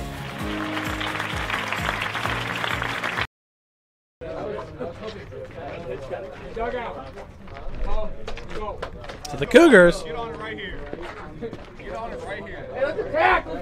Up 5-1. Let's be some goals. More hits. More runs. This be a huge win for St. Francis to get them to 6-6 in the Crossroads League. That would have them in a 3-way tie for 3rd place. Of course, other action going on at Spring Arbor at Rochester, and Cleary out of Florida. They're at Huntington. Hey, let's keep attacking. Let's go. They'll enjoy playing at Huntington, the beautiful facility they have. They usually host the opening round of sectional. It's the Huntington North sectional in baseball here in IHSA. What a great great job by Fiorini on the bump. Leading it off is going to be Caden Sullivan. Was hit by a pitch in his last AB. 0 for 1 in this game. Solly playing a great 3rd base today. 1-0 is your count. Sullivan once again with a .314 batting average entering today. And into right field for out number 1. Busby grabs it for the Wildcats.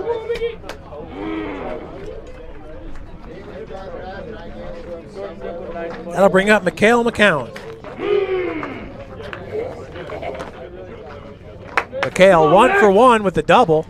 Also walked. Drills this ball up the gut for a 1-out single by Mikhail McCowan. McCowan with the .215 batting average. He's been hitting the ball like that all season long. It's just that at the beginning of the season, they just weren't falling and they were hit right at the position players. Once again, had the first home run of the year in a 3-for-5 performance at Osbury. It's going to bring up Tony Bova with 1 out and a runner at first. Come on, Bo! Back! Bova 0 for 2, 2 strikeouts.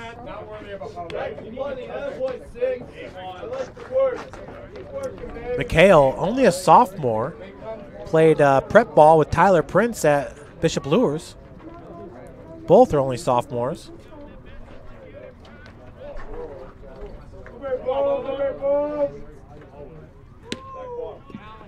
Ooh, on the outside corner for the called first strike.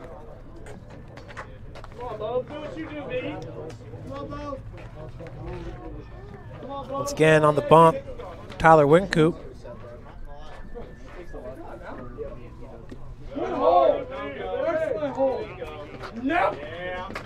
Counts evened up at 1 apiece.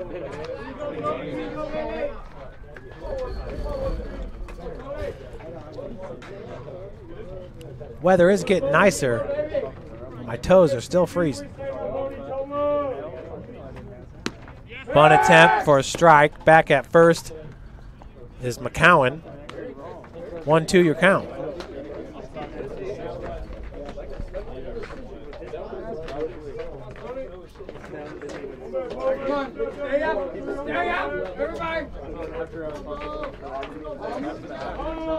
The 1-2 to Bova. Breaking ball gets him. Route number 2. I'll bring up the catcher, Matt Ballmer. His second at bat. He walked in his first AB. It was Justice Tussing scoring the first run of the game for St. Francis. Tanner Gaff got the bat. Got the pinch hit for Ballmer in his second AB. First pitch fouled away, strike 1.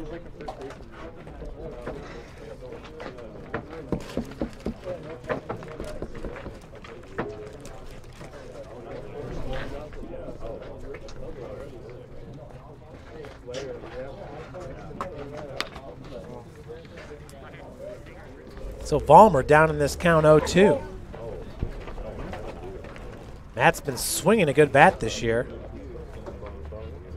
Entering today with a .297 batting average. He went 2 for 3 in the second game against Lawrence Tech with a double. 2 RBI. One of his best games. Takes that for a ball. 1-2's your count. That game against Tech, the only one this year where he's had 2 hits.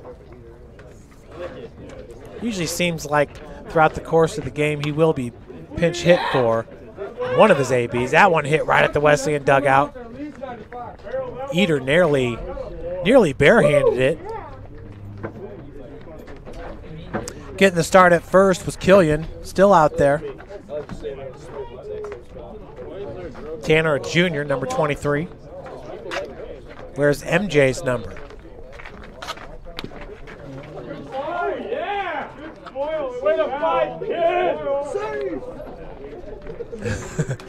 Ballmer gets all the way to first and comes back. 2 outs, 1-2's your count. So St. Francis has a series against Grace. Then we'll host Mount Vernon next Tuesday. And then the series against Spring Arbor.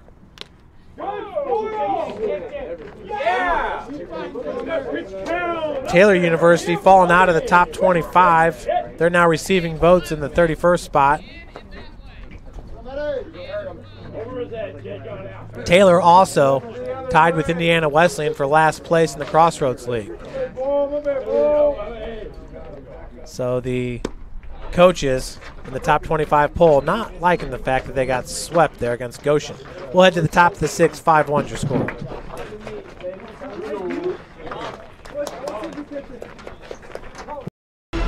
Thank you for supporting Summit City Sports. For the last several years, we've provided the Fort Wayne community and beyond with coverage of a variety of sports, thanks to our title sponsorship from Parkview Sports Medicine. Since we began in 2015, our annual budget has covered the cost of videographers and commentators to over 300 plus games each year. New equipment and maintenance of that equipment, along with increased broadcast rights fees from the IHSAA. This season, we're reaching out to friends, families, and local businesses for additional sponsorships and donations. You can help us grow and get coverage to your favorite team or sport. A Summit City Sports sponsorship or donation will help make that happen. We have the goal of bringing fans live stream games of every SAC game we cover. With the additional funds, we'd invest in mobile internet devices, allowing us to bring our supporters every SAC conference football and boys and girls basketball games live, as well as more coverage for sports like cross country, tennis, golf, swimming, wrestling, track and field, baseball, and softball. For more information on sponsorships or how to donate, visit SummitCitySports.com. New pitcher for St. Francis, it's number 22, Kyle Zabarski, 4.95 ERA. In 20 innings pitched, he's given up 16 hits, 13 runs, 11 of those earned. 8 walks, 16 strikeouts, and opposing hitters batting .222 against Zabarski, who's a senior at 6'2", 210, from Willoughby, Ohio. And he'll face Killian here. First batter faced. 1-0's the count.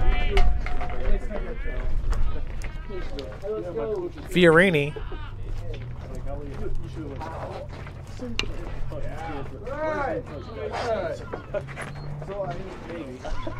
Five innings pitched, 85 pitches, gave up 4 hits, 1 run. It was earned, 2 strikeouts, 4 walks. Great outing here for Matt Fiorini.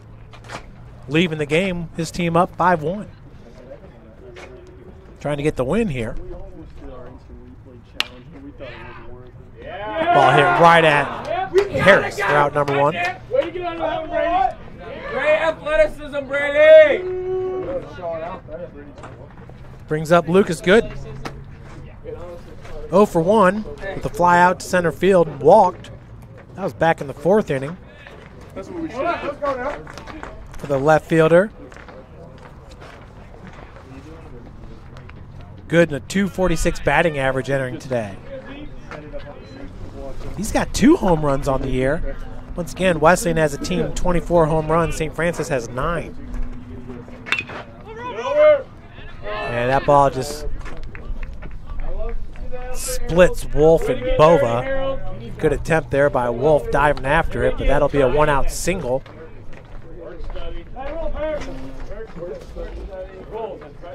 For Stephan Busby.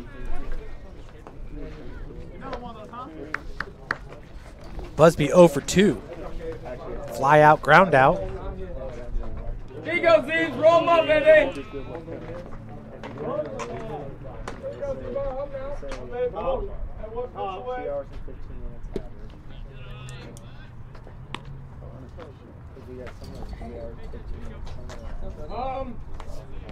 Last time out for Zabarski was against Lawrence Tech. He faced 9 batters, gave up 1 run. It was earned, 3 hits, 2 strikeouts, 0 walks. Counts evened up at 1 apiece with 1 out.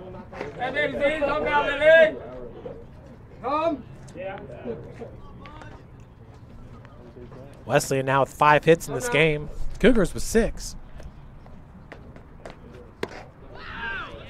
Pitch up and in, 2-1.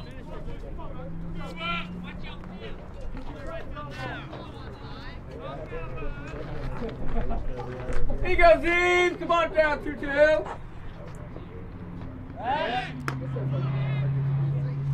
Good pick-off attempt there by Zabarski.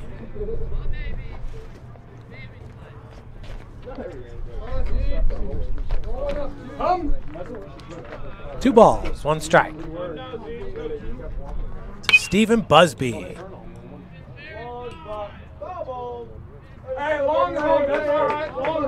That ball is about 10 feet away from being a home run. As it went over the fence, just foul. Busby last year, first team All Crossroads League.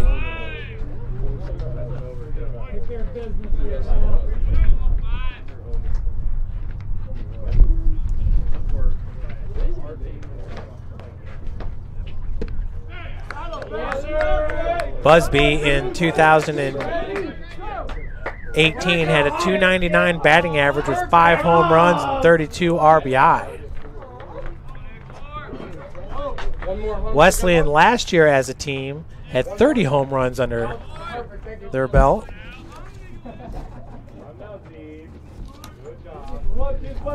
St. Francis had 21 home runs last year.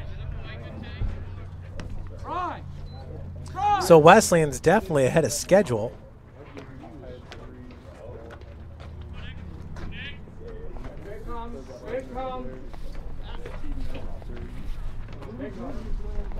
It's number 14, Nick Coy at the dish.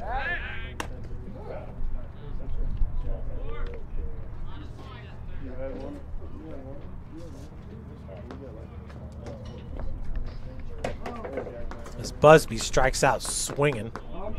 First strikeout of the day for Zabarski. Pop fly to Ballmer, and the catcher gets it for out number 3. Bottom of the 6th, we are heading 5-1 St. Francis.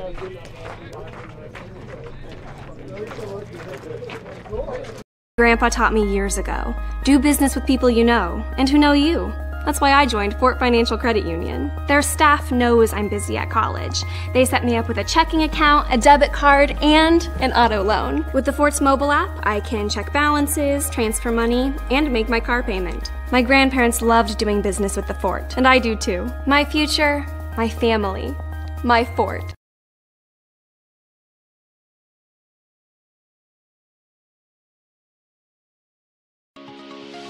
The Chapel project is the most important building that has ever been built or ever will be built on this campus.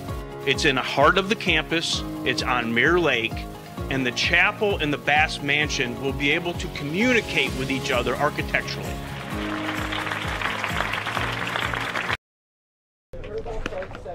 Here in the bottom of the 6th, it's going to be the leadoff batter, Brady Harris, Tyler Prince, and Noah Fryman. Harris, who had an RBI single in the 3rd, is 1 for 3.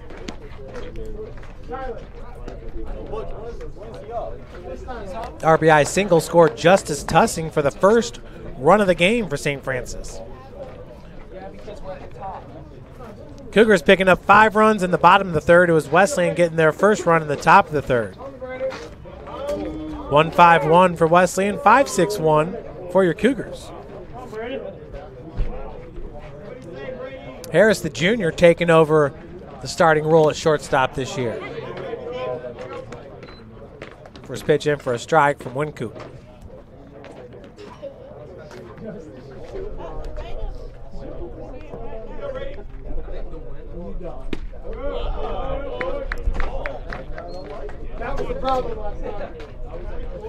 We're evened up at 1 apiece.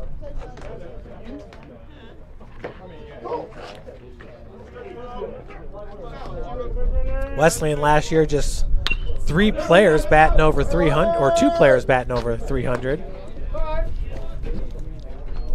That'll be a ground out to the freshman English. For out number 1, it brings up Tyler Prince.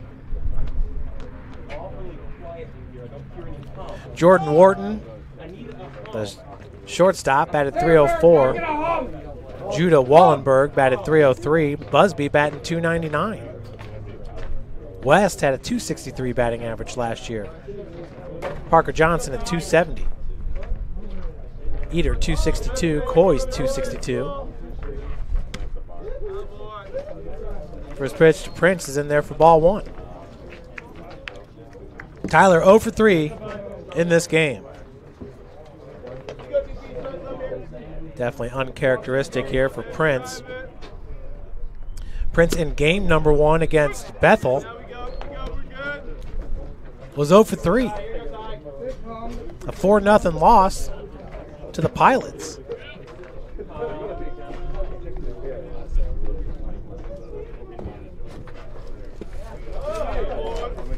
(2-1) to count. Overall, though, for St. Francis, they take the series against the Pilots, winning 2 out of 3. Cougars winning game 1 10-6 and game 3 7-5.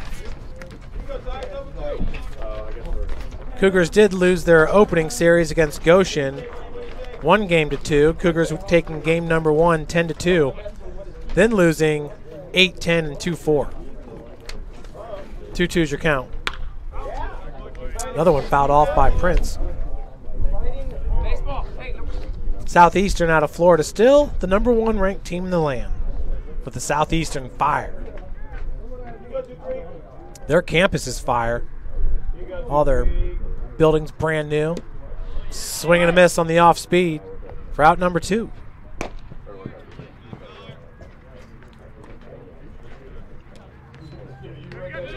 Brings up Noah Frymuth, grounded into a fielder's choice back in the 4th. He's 1 for 2 with a single and a walk and a run scored.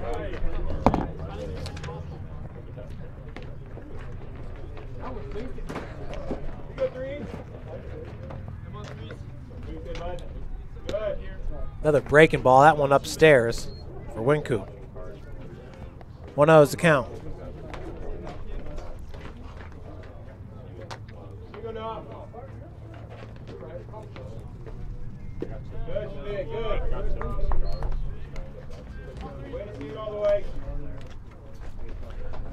Frymuth once again a 13-game hit streak, had that broken in game number 1 against Bethel yesterday. One of the hottest players in the Crossroads League, Noah Frymuth. Up in this count 3-0. Come down, Noah. Go 3 threes. Hey, big take home.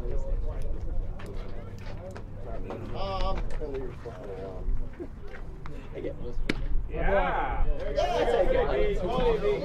Frymuth on 4 straight pitches draws the walk. The ones that are in fair territory. They are happy to pitch around him. But that's going to bring up the cleanup hitter, Harold Wolf. Wolf 1 for 4, a run scored, 3 RBI, and his first home run of the season in game number 2 yesterday against Bethel. See if Frymuth tries to take second with 2 outs. 1-0 is your count. Tyler Prince ranks number 18 in the Crossroads League batting average, entering today .323. Noah Frymuth comes in at number 23 with his .315 batting average.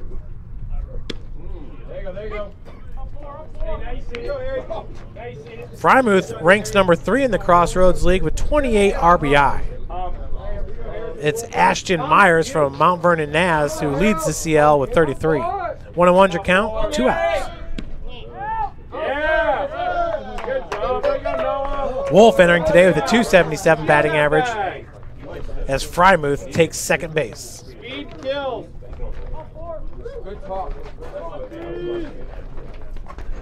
Noah now on the season, 6 for 7 in stolen base attempts. Just 4 stolen bases now behind Tony Bova's team high 10 stolen. 3-1 now the count to Harold Wolf.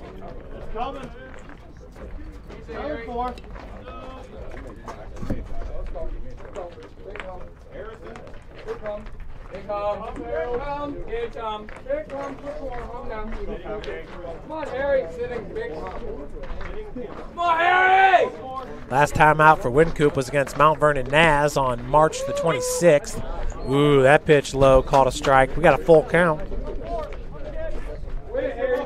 In that game, he faced 12 batters, gave up 6 hits, 8 runs, 7 of those earned. 3 walks, 1 strikeout. Tyler Wynkoop. Wolf gets a hold of that one into shallow center.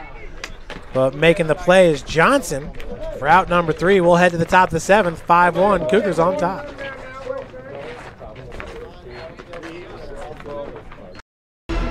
Thank you for supporting Summit City Sports. For the last several years, we've provided the Fort Wayne community and beyond with coverage of a variety of sports, thanks to our title sponsorship from Parkview Sports Medicine. Since we began in 2015, our annual budget has covered the cost of videographers and commentators to over 300 plus games each year. New equipment and maintenance of that equipment, along with increased broadcast rights fees from the IHSAA. This season, we're reaching out to friends, families, and local businesses for additional sponsorships and donations. You can help us grow and get coverage to your favorite team or sport. A Summit City Sports sponsorship or donation will help make that happen. We have the goal of bringing fans live stream games of every SAC game we cover. With the additional funds, we'd invest in mobile internet devices, allowing us to bring our supporters every SAC conference football and boys and girls basketball games live, as well as more coverage for sports like cross country, tennis, golf, swimming, wrestling, track and field, baseball, and softball. For more information on sponsorships or how to donate, visit SummitCitySports.com. First pitch fouled off.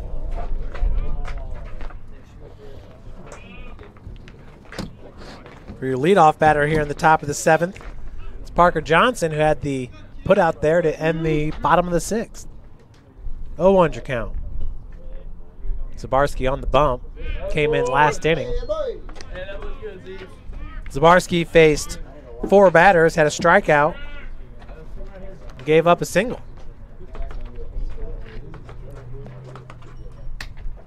Zebart popped into shallow left. Jack Harris coming in and has it for out number 1. That'll bring up Ty Thixton. 2 for 3 in this game with 2 singles and an RBI. If Wesleyan loses this game today, this will be the 4th series in the Crossroads League that they have lost. They won 1 out of 3 against Marion, 1 out of 3 against Mount Vernon Naz, and 1 out of 3 against Spring Arbor. Fill it up, Steve. Keep going, baby. 0-1's the count. This will be a big victory here for your Cougars. It's 11-21 overall record. Wesleyan's 10-23 overall. 1-1's the count. We say Zeebs. I'm out, Zeebs. Big cuts, swing and a miss.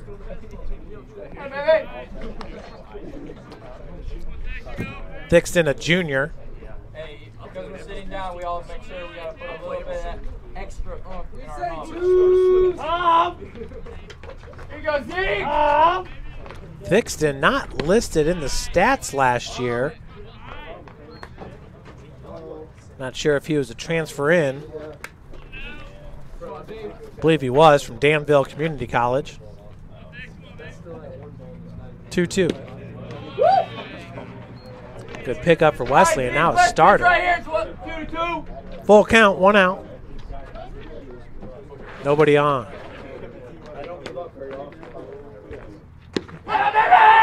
Gets him looking for out number 2. That's the 2nd strikeout of the game for Zabarski.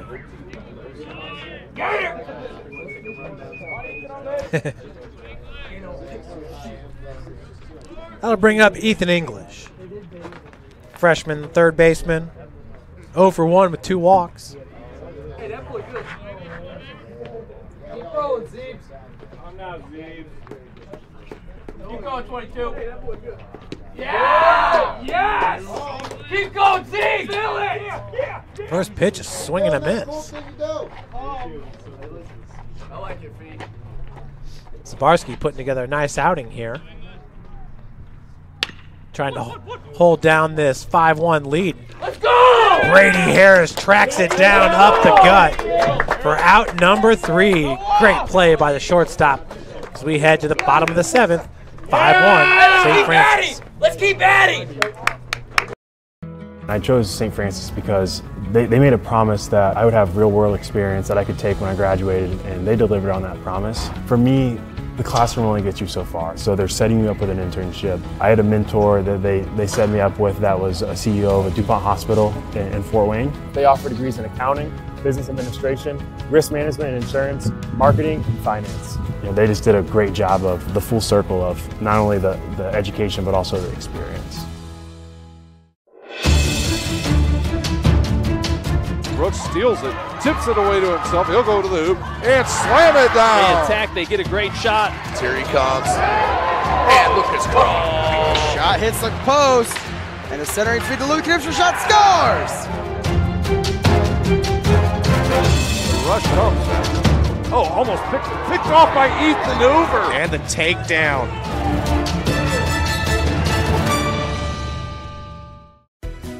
Everything that I do can have an impact on somebody else. You can dream any dream and you can chase any dream and you can have a chance to succeed at that dream. We're here just a speck of time. Given the opportunities to be selfless. That's what God does with us. Not forgetting how you got here and who helped you along the way. What are you doing for others? Those to whom much has been given, much is expected. 1 run on 5 hits, 1 error for Wesleyan. 5 runs on 6 hits, 1 error for your Cougars. Oh, Jackie! Let's go, baby! Lean it off, it's Jack Harris, left fielder. Start off here, Jackie! Jack will foul off that first pitch. Jack 1 for 2, had an RBI single and scored a run in the 3rd. Struck out swinging in the 4th. As this count's evened up at 1 apiece. Wynkoop, 3.1 innings pitched, has given up 2 hits, has 5 strikeouts, just 1 walk. Putting together a nice game there is Tyler, the freshman. Good eye, Jackson! 2-1's the count.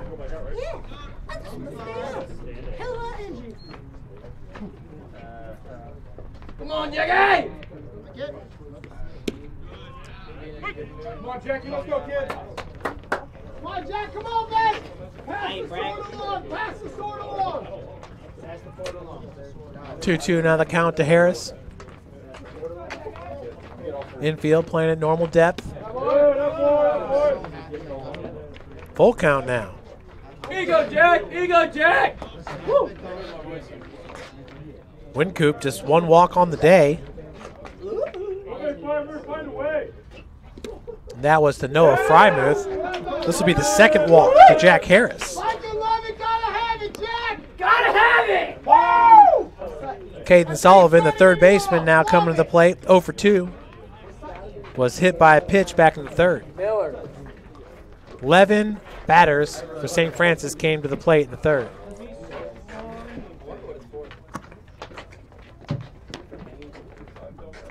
Here you go, Caden! Back! Good, Jack. Good, Jack. Killian, the 1st baseman, holding Harris on.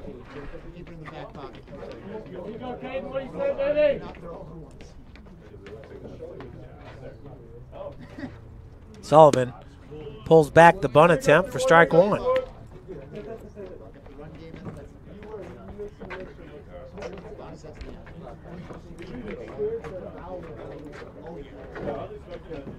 Mount Vernon has a 23-10 overall record. They're getting some national look. Is that a roll foul for Sully?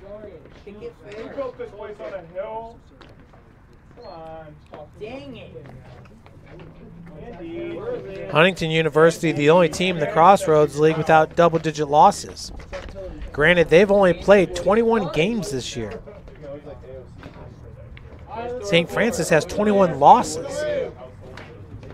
11 wins. Here you go, Kaden! 1-1 your count. Solly over to Johnson. 6-4. Not in time. Sullivan reaches first on the fielder's choice. That'll bring up Mikhail McCown.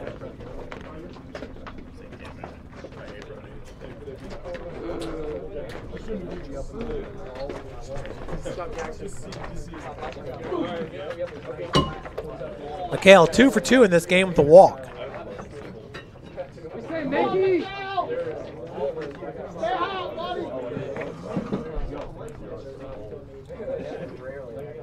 McCowan Had the first hit of the game. It was a double that was smashed down the left field line.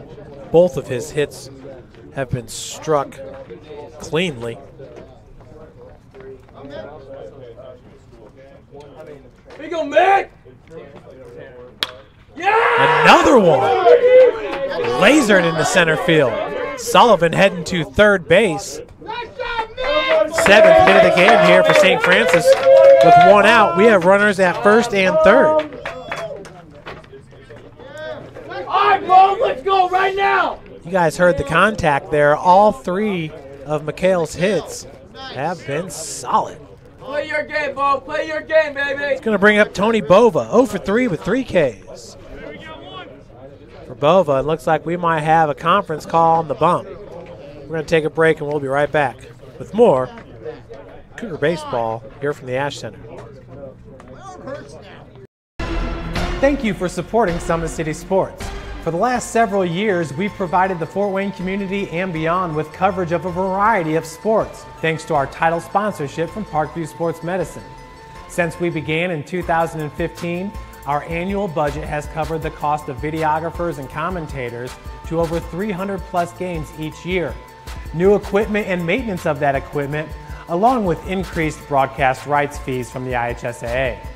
This season, we're reaching out to friends, families, and local businesses for additional sponsorships and donations. You can help us grow and get coverage to your favorite team or sport. A Summit City Sports sponsorship or donation will help make that happen. We have the goal of bringing fans live stream games of every SAC game we cover. We're back for Tony Bova. Runners at first and third, just one out. Cougs trying to tack on to this 4-run lead. Ball in the dirt for ball 1.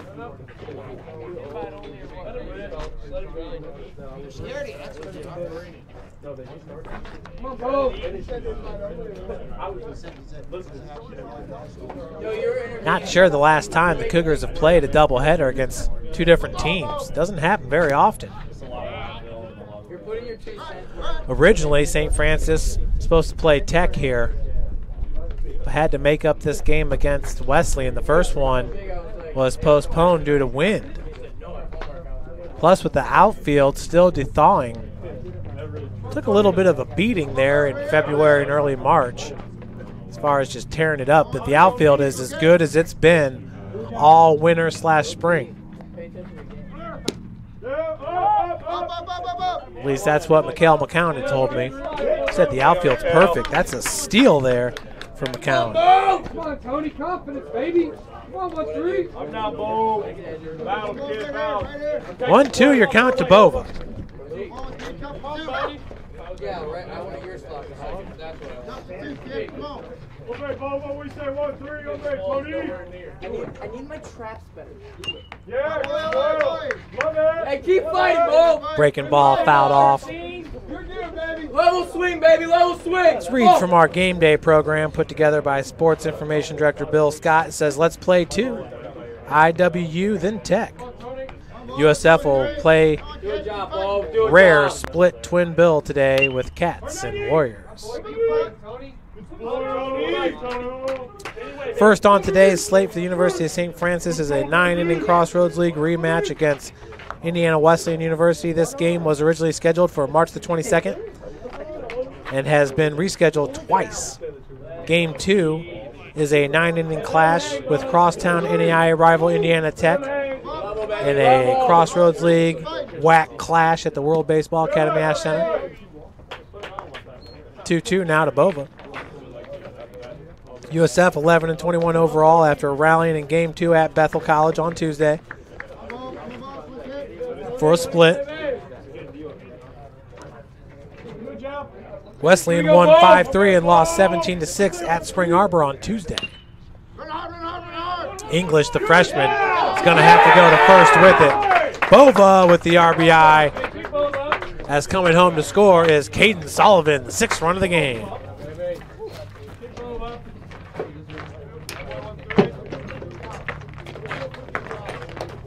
Nice job, Tony. Great job, 1-3. Great job, 1-3. Mikhail McCowan now at third. That'll bring up the catcher, Matt Ballmer. Great job, Bo. Great job. Go, Bo. Hey, keep at it, Bo. Come on, baby. Spot. Ballmer swings at the first pitch. English coming in. He'll call off everybody and make the snag for out number 3. We head to the top of the 8th. 6-1, St. Francis. Hey, 6 more outs. Let's go get him. Let's go get him.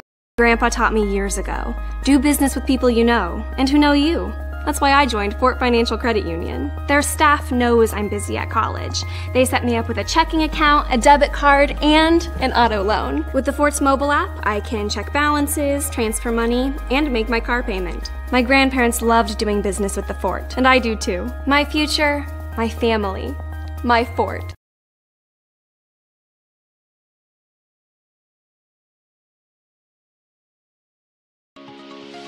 The Chapel project is the most important building that has ever been built or ever will be built on this campus.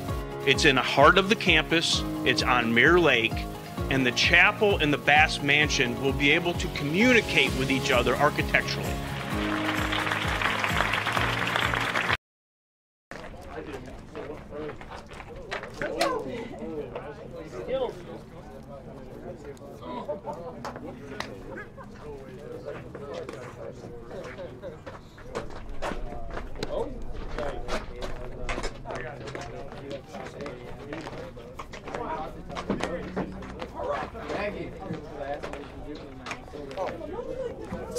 St. Francis on top. 7 hits for the Cougars, 5 hits for the Wildcats. God, don't scare me like that. Both the Wildcats and the Cougars amongst the top 10 nicknames in college sports. Wildcats is actually more popular. Swing and a miss for Caleb Eater. 0 for 2 in this game with a walk. Started this game as the pitcher. Up in this count 2-0 against Kyle Zabarski.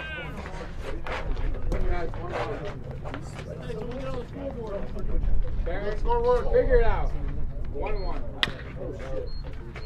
Chopper foul. 1-2. Excuse me, 1-2 now your count.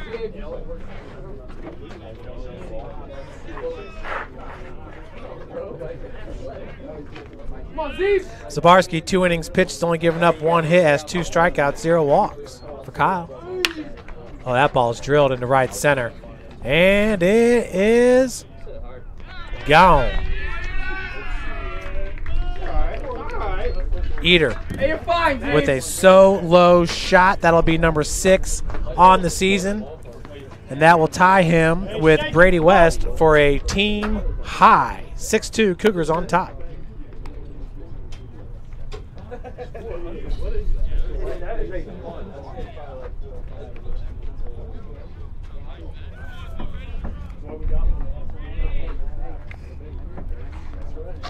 That'll bring up Brady West, the catcher. Going to give up a home run. It might as well be with nobody on base.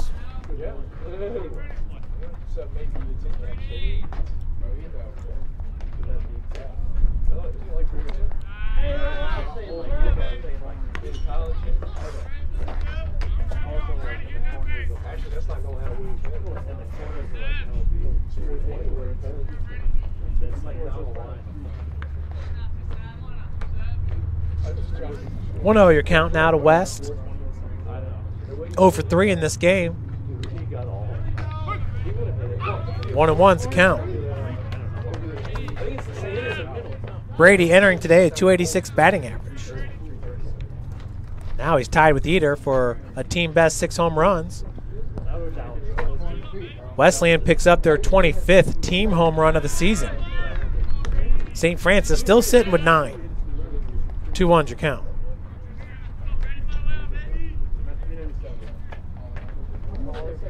Noah Frymuth picked up his 3rd home run of the season. That was in game number 1 against Wesleyan.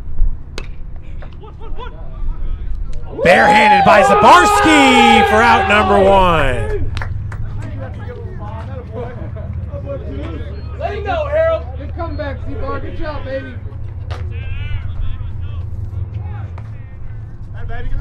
That'll bring up Tanner Killian, the first baseman.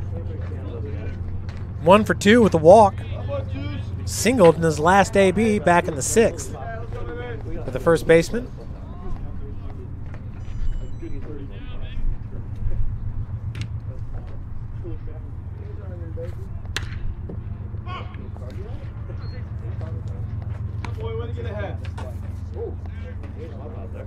Oh, 1 your count after the fastball.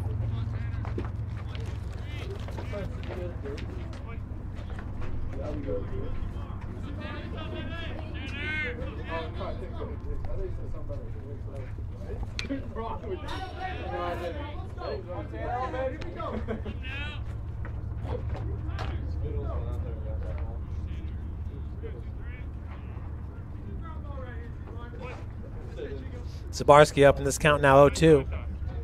Way ahead. You're way ahead. Loose way. You're way ahead.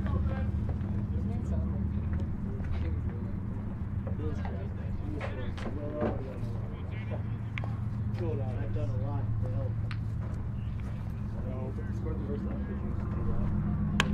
help. Check swing, popped up. Ballmer's going to chase after it. Count remains at 0-2.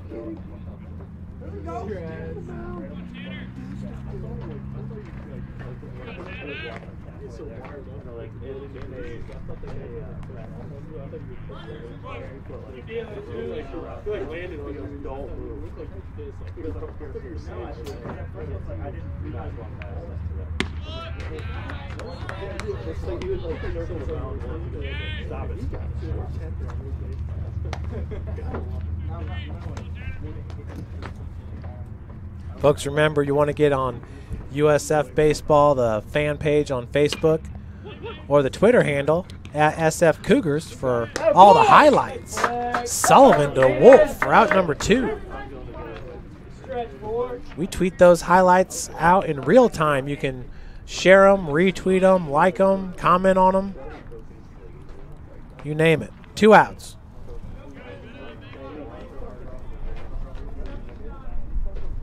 Lucas Gooden now the batter, the left fielder. 1 for 2 with a walk in this game. He singled in his last AB.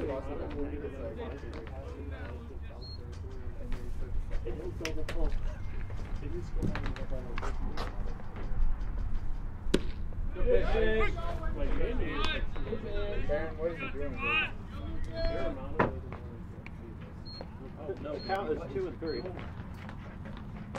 1-1 your count with 2 outs. That pitch will miss low and outside. 2-1.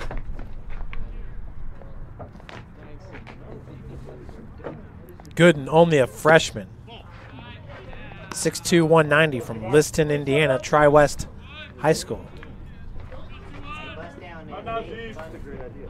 3 balls, 1 strike now from Zabarski. Oh, boy. Gooden goes down, drills it. Another solo home run here for Wesleyan as they'll pick up their 3rd run of the game. Gooden, the freshman, his 3rd home run of the season. When you jump the fence, watch where you're jumping because Siddons jumped and he was in mud up to 2 solo home runs for Indiana Wesleyan here in the top of the 8th. That'll bring up Stephan Busby. Got a new pitcher coming in for your Cougars. We'll take a break and be right back with more USF baseball. Thank you for supporting Summit City Sports. For the last several years, we've provided the Fort Wayne community and beyond with coverage of a variety of sports, thanks to our title sponsorship from Parkview Sports Medicine. Since we began in 2015, our annual budget has covered the cost of videographers and commentators to over 300 plus games each year. New equipment and maintenance of that equipment, along with increased broadcast rights fees from the IHSAA. This season, We're reaching out to friends, families, and local businesses for additional sponsorships and donations. You can help us grow and get coverage to your favorite team or sport. A Summit City Sports sponsorship or donation will help make that happen. We have the goal of bringing fans live stream games of every SAC game we cover. With the additional funds, we'd invest in mobile internet devices, allowing us to bring our supporters every SAC conference football and boys and girls basketball games live, as well as more coverage for sports like cross country, tennis, golf, swimming, wrestling, track and field, baseball, and softball. For more information on sponsorships or how to donate, visit SummitCitySports.com. Parkview Sports Medicine is an integrated sports medicine team. I mean, I always had my family behind me, I always had my team behind me, but to have staff that wanted the best for me and to get me feeling better the quickest was really reassuring. Parkview Sports Medicine. New pitcher for St. Francis, number 11, Anthony Miller, the junior, 6'3", 227, from Fort Wayne, Indiana, Northrop High School. A 9.60 ERA in 15 innings pitched, has given up 22 hits, 21 runs, 16 earned, 20 walks, 19 strikeouts, opposing hitters, batting .338 against Anthony Miller. Miller saw some action yesterday in a closer's role.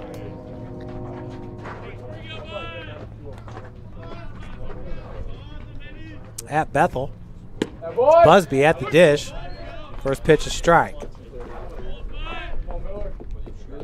In that game number 2, he faced 4 batters, gave up 3 hits, 0 runs, 0 walks, 0 strikeouts. Counts evened up at 1 apiece. Busby 0 for 3 in this game. He was 0 for 9 in the first 2 games of the series. Check swing. Gets him. 1-2 your count.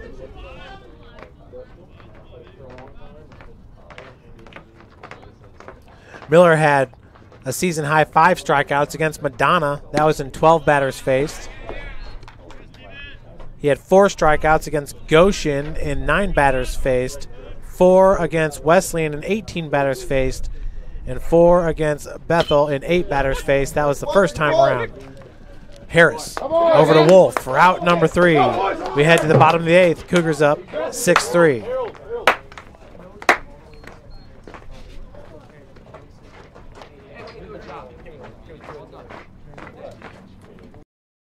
I chose St. Francis because they made a promise that I would have real-world experience that I could take when I graduated, and they delivered on that promise. For me, the classroom only gets you so far, so they're setting you up with an internship. I had a mentor that they set me up with that was a CEO of a DuPont hospital in Fort Wayne. They offer degrees in accounting, business administration, risk management and insurance, marketing, and finance. You know, they just did a great job of the full circle of not only the education but also the experience. Brooks steals it, tips it away to himself. He'll go to the hoop and slam it down. They attack, they get a great shot. Here he comes. And look his cross. Shot hits the post. And a centering feed to Luke Knipster. Shot scores. The rush comes. Oh, almost picked off by Ethan Hoover. And the takedown.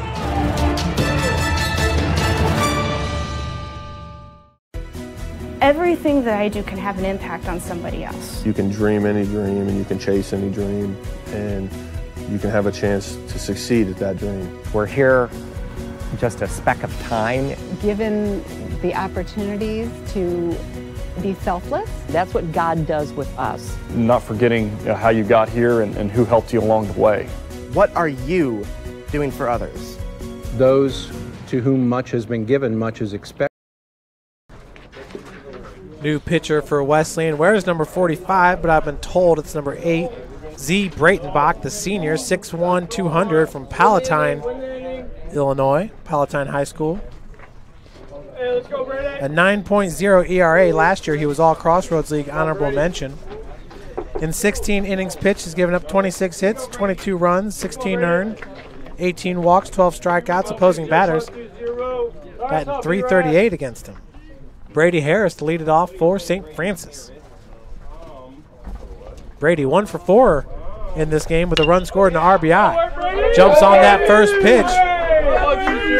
Leadoff single for St. Francis. Cougars' 8th hit of the game. Wesleyan currently with 7. That'll bring the plate Tyler Prince. Nice job, Brady! Prince 0 for 4 in this game with 2 strikeouts. Here we go, Ty. Here we go, Ty. Go, TP.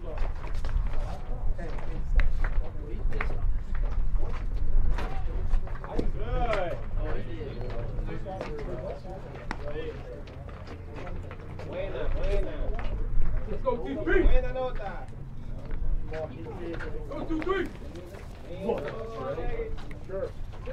The 1-0 here to Prince.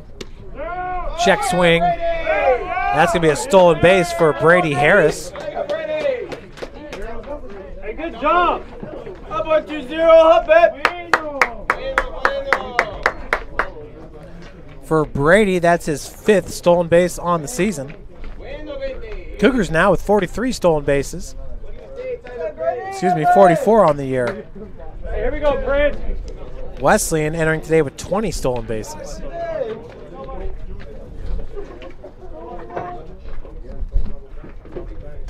Other boy, other boy.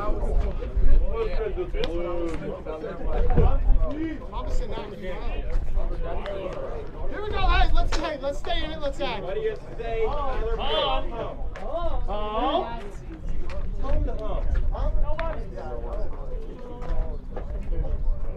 Originally, Michael Fitch wears number 45.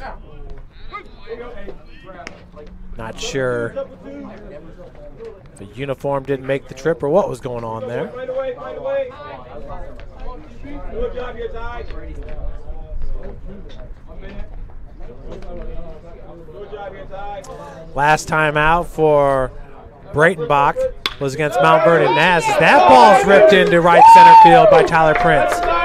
Coming home to score is going to be Brady Harris. An RBI single for Tyler Prince gives the Cougars a 7-3 lead.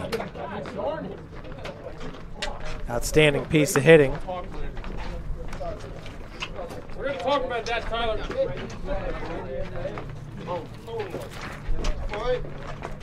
That'll bring the plate Noah Frymuth as Prince goes opposite field for the RBI. Frymuth singled in his first AB. He's 1 for 2 with 2 walks. Also grounded into a fielder's choice.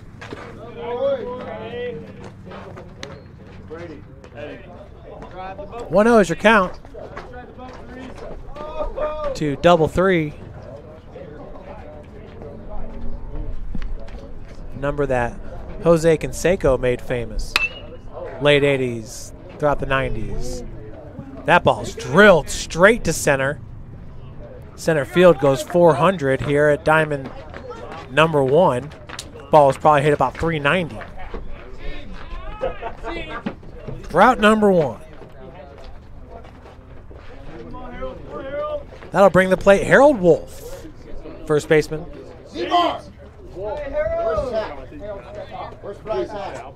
Wolf 0 for 3 with a walk and a run scored. That's Tyler Prince at first.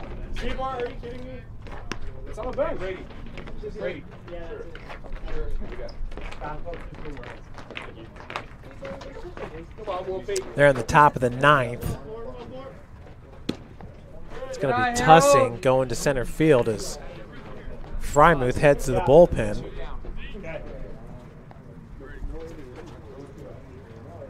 Noah's got 13 strikeouts, just 8 walks.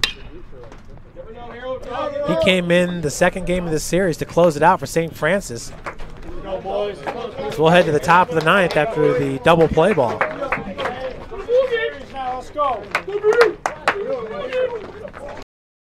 I chose St. Francis because they made a promise that I would have real-world experience that I could take when I graduated, and they delivered on that promise. For me, the classroom only gets you so far, so they're setting you up with an internship. I had a mentor that they set me up with that was a CEO of a DuPont hospital in Fort Wayne. They offer degrees in accounting, business administration, risk management and insurance, marketing, and finance. They just did a great job of the full circle of not only the education, but also the experience.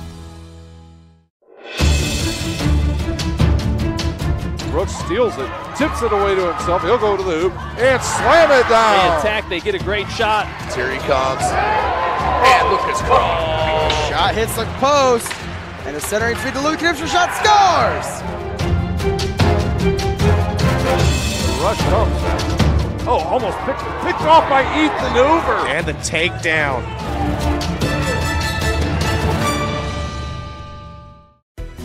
Everything that I do can have an impact on somebody else. You can dream any dream and you can chase any dream and you can have a chance to succeed at that dream. We're here just a speck of time. Given the opportunities to be selfless. That's what God does with us. Not forgetting how you got here and who helped you along the way.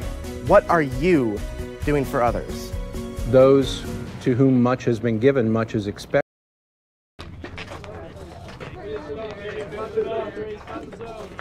So Noah Frymuth in the pitch.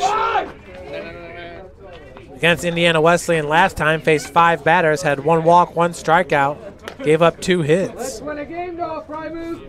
Let's do it. Last time out against Bethel, faced 4 batters, 0 walks, 0 strikeouts, 0 hits given up for Frymuth. Noah goes 6'3", 220. Started his collegiate career at Purdue University.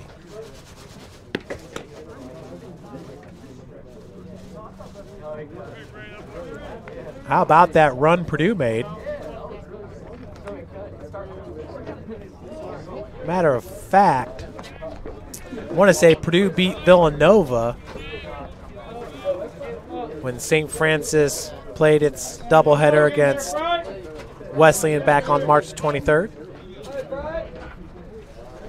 Eventually no, actually I think they played Tennessee that night.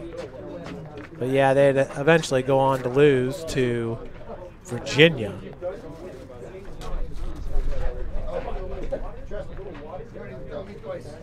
Guy just had a great second half for Virginia. Put the game into overtime, and they won it. Purdue had an opportunity. What a tournament run there for Purdue. Carson Edwards becoming a household name after that's March Madness. Your batter here is Nick Coy, 0-1 your count. Coy 0 for 3 in this game. 1-1 after the ball in the dirt.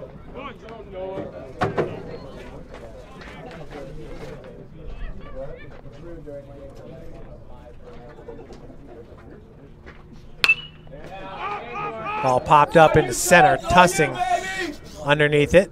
Route number 1. Yeah, Todd!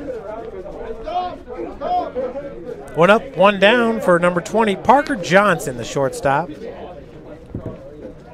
Johnson 2 for 4, reached on an E6 back in the first.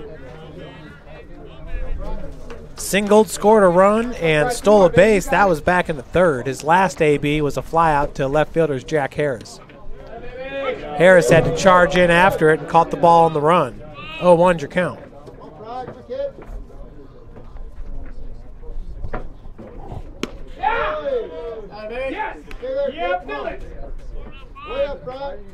Frymuth getting up early, 0-2.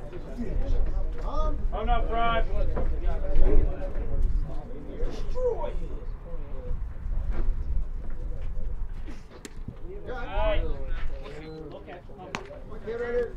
On Fry.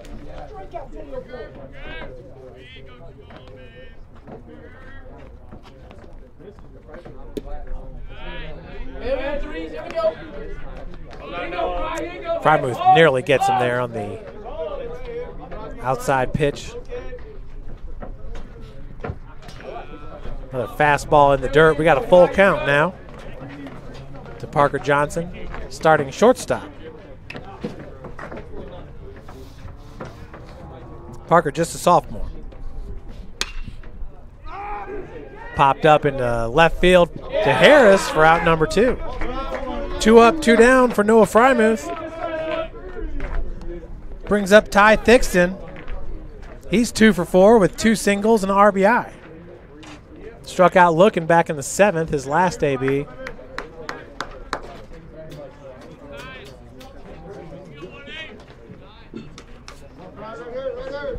You know, no one wears the single stirrups anymore.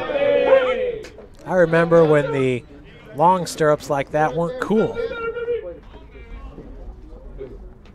The skinnier stirrups were the hit. Remember, every once in a while, it'd slip off your heel. It'd be outside your cleat. Have to tuck it back down.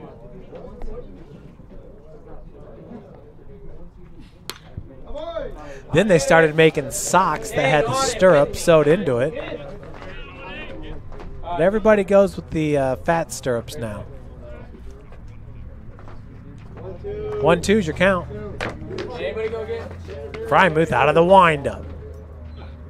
Yeah. Ooh, just misses. 2-2 your count.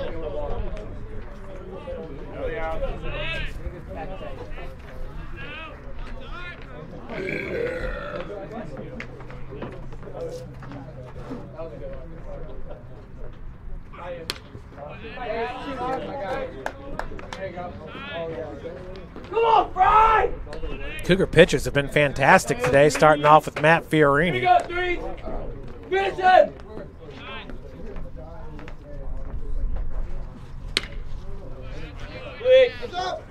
Two of those runs coming on solo home runs. One by Eater, one by Gooden.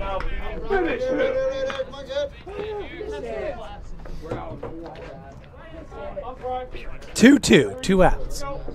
Cougs trying to take this series 2 games to 1. Oh boy, that ball's smacked. Foul down the left field line. Out of play. All right, I'll go get it after the game. I'm not climbing another fence today. 9 hits for St. Francis, 7 for Wesleyan. 3's my number. Frymuth closed out the last win against Wesleyan. Trying to do it again today. That one popped up into the air. Tussing, that's going to fall right in front of him. Frymuth thought for sure he had the 3rd out. Instead, that'll be the 8th hit of the game for Indiana Wesleyan after the single by Thixton. That'll bring up Ethan English. Baby, you good? Absolutely nothing hurt. Good dog strike, baby.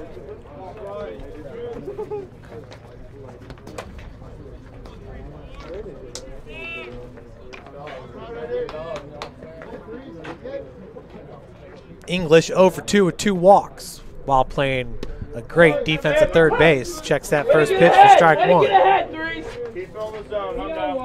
Frymuth, the starting center fielder.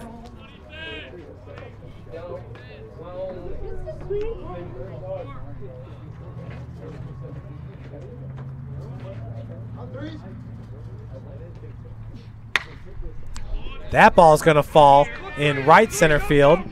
So with 2 outs, runners at first and second. 9th hit of the game for Wesleyan. Back-to-back singles will bring up Eater, who had a home run in his last AB. There you go, Fry. They will not be pinch hitting for number 26. Eater 1 for 3 with a walk. Both of the home runs were blasted, one to right center, one to right. Eaters went to right center. Right center goes 360 feet.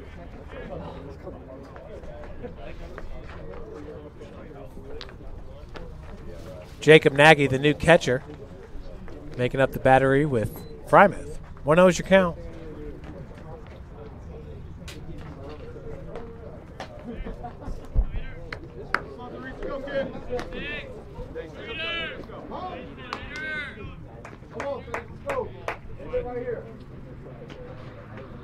Boy, temperatures are getting ready to drop. Right now it says 58. It's not 58 in the shade. 2-0. Come on, 3. 2-0 to Eater with 6 home runs on the season.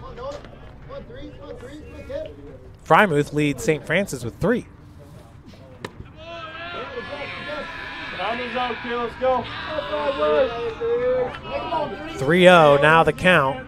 Third base is open. On deck, it's Brady West. He too has 6 home runs. Checking all the way there for strike 1. Here you go, Fry. Come on, baby. Come on, Fry. I'm down.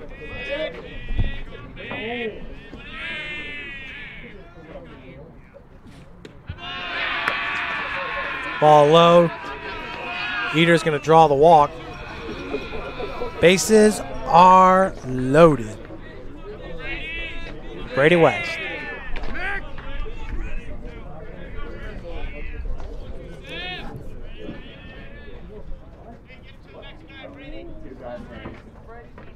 Frymouth, the big righty.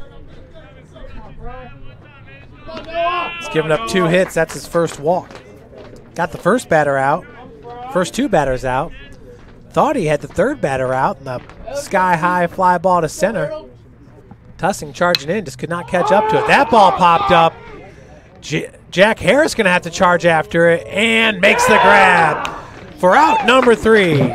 So Cougars win 7-3, and they'll take the series over Indiana Wesleyan 2-1.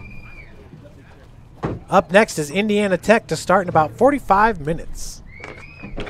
Thanks, everybody, for joining us once again. Cougars win it 7-3 over the Wildcats.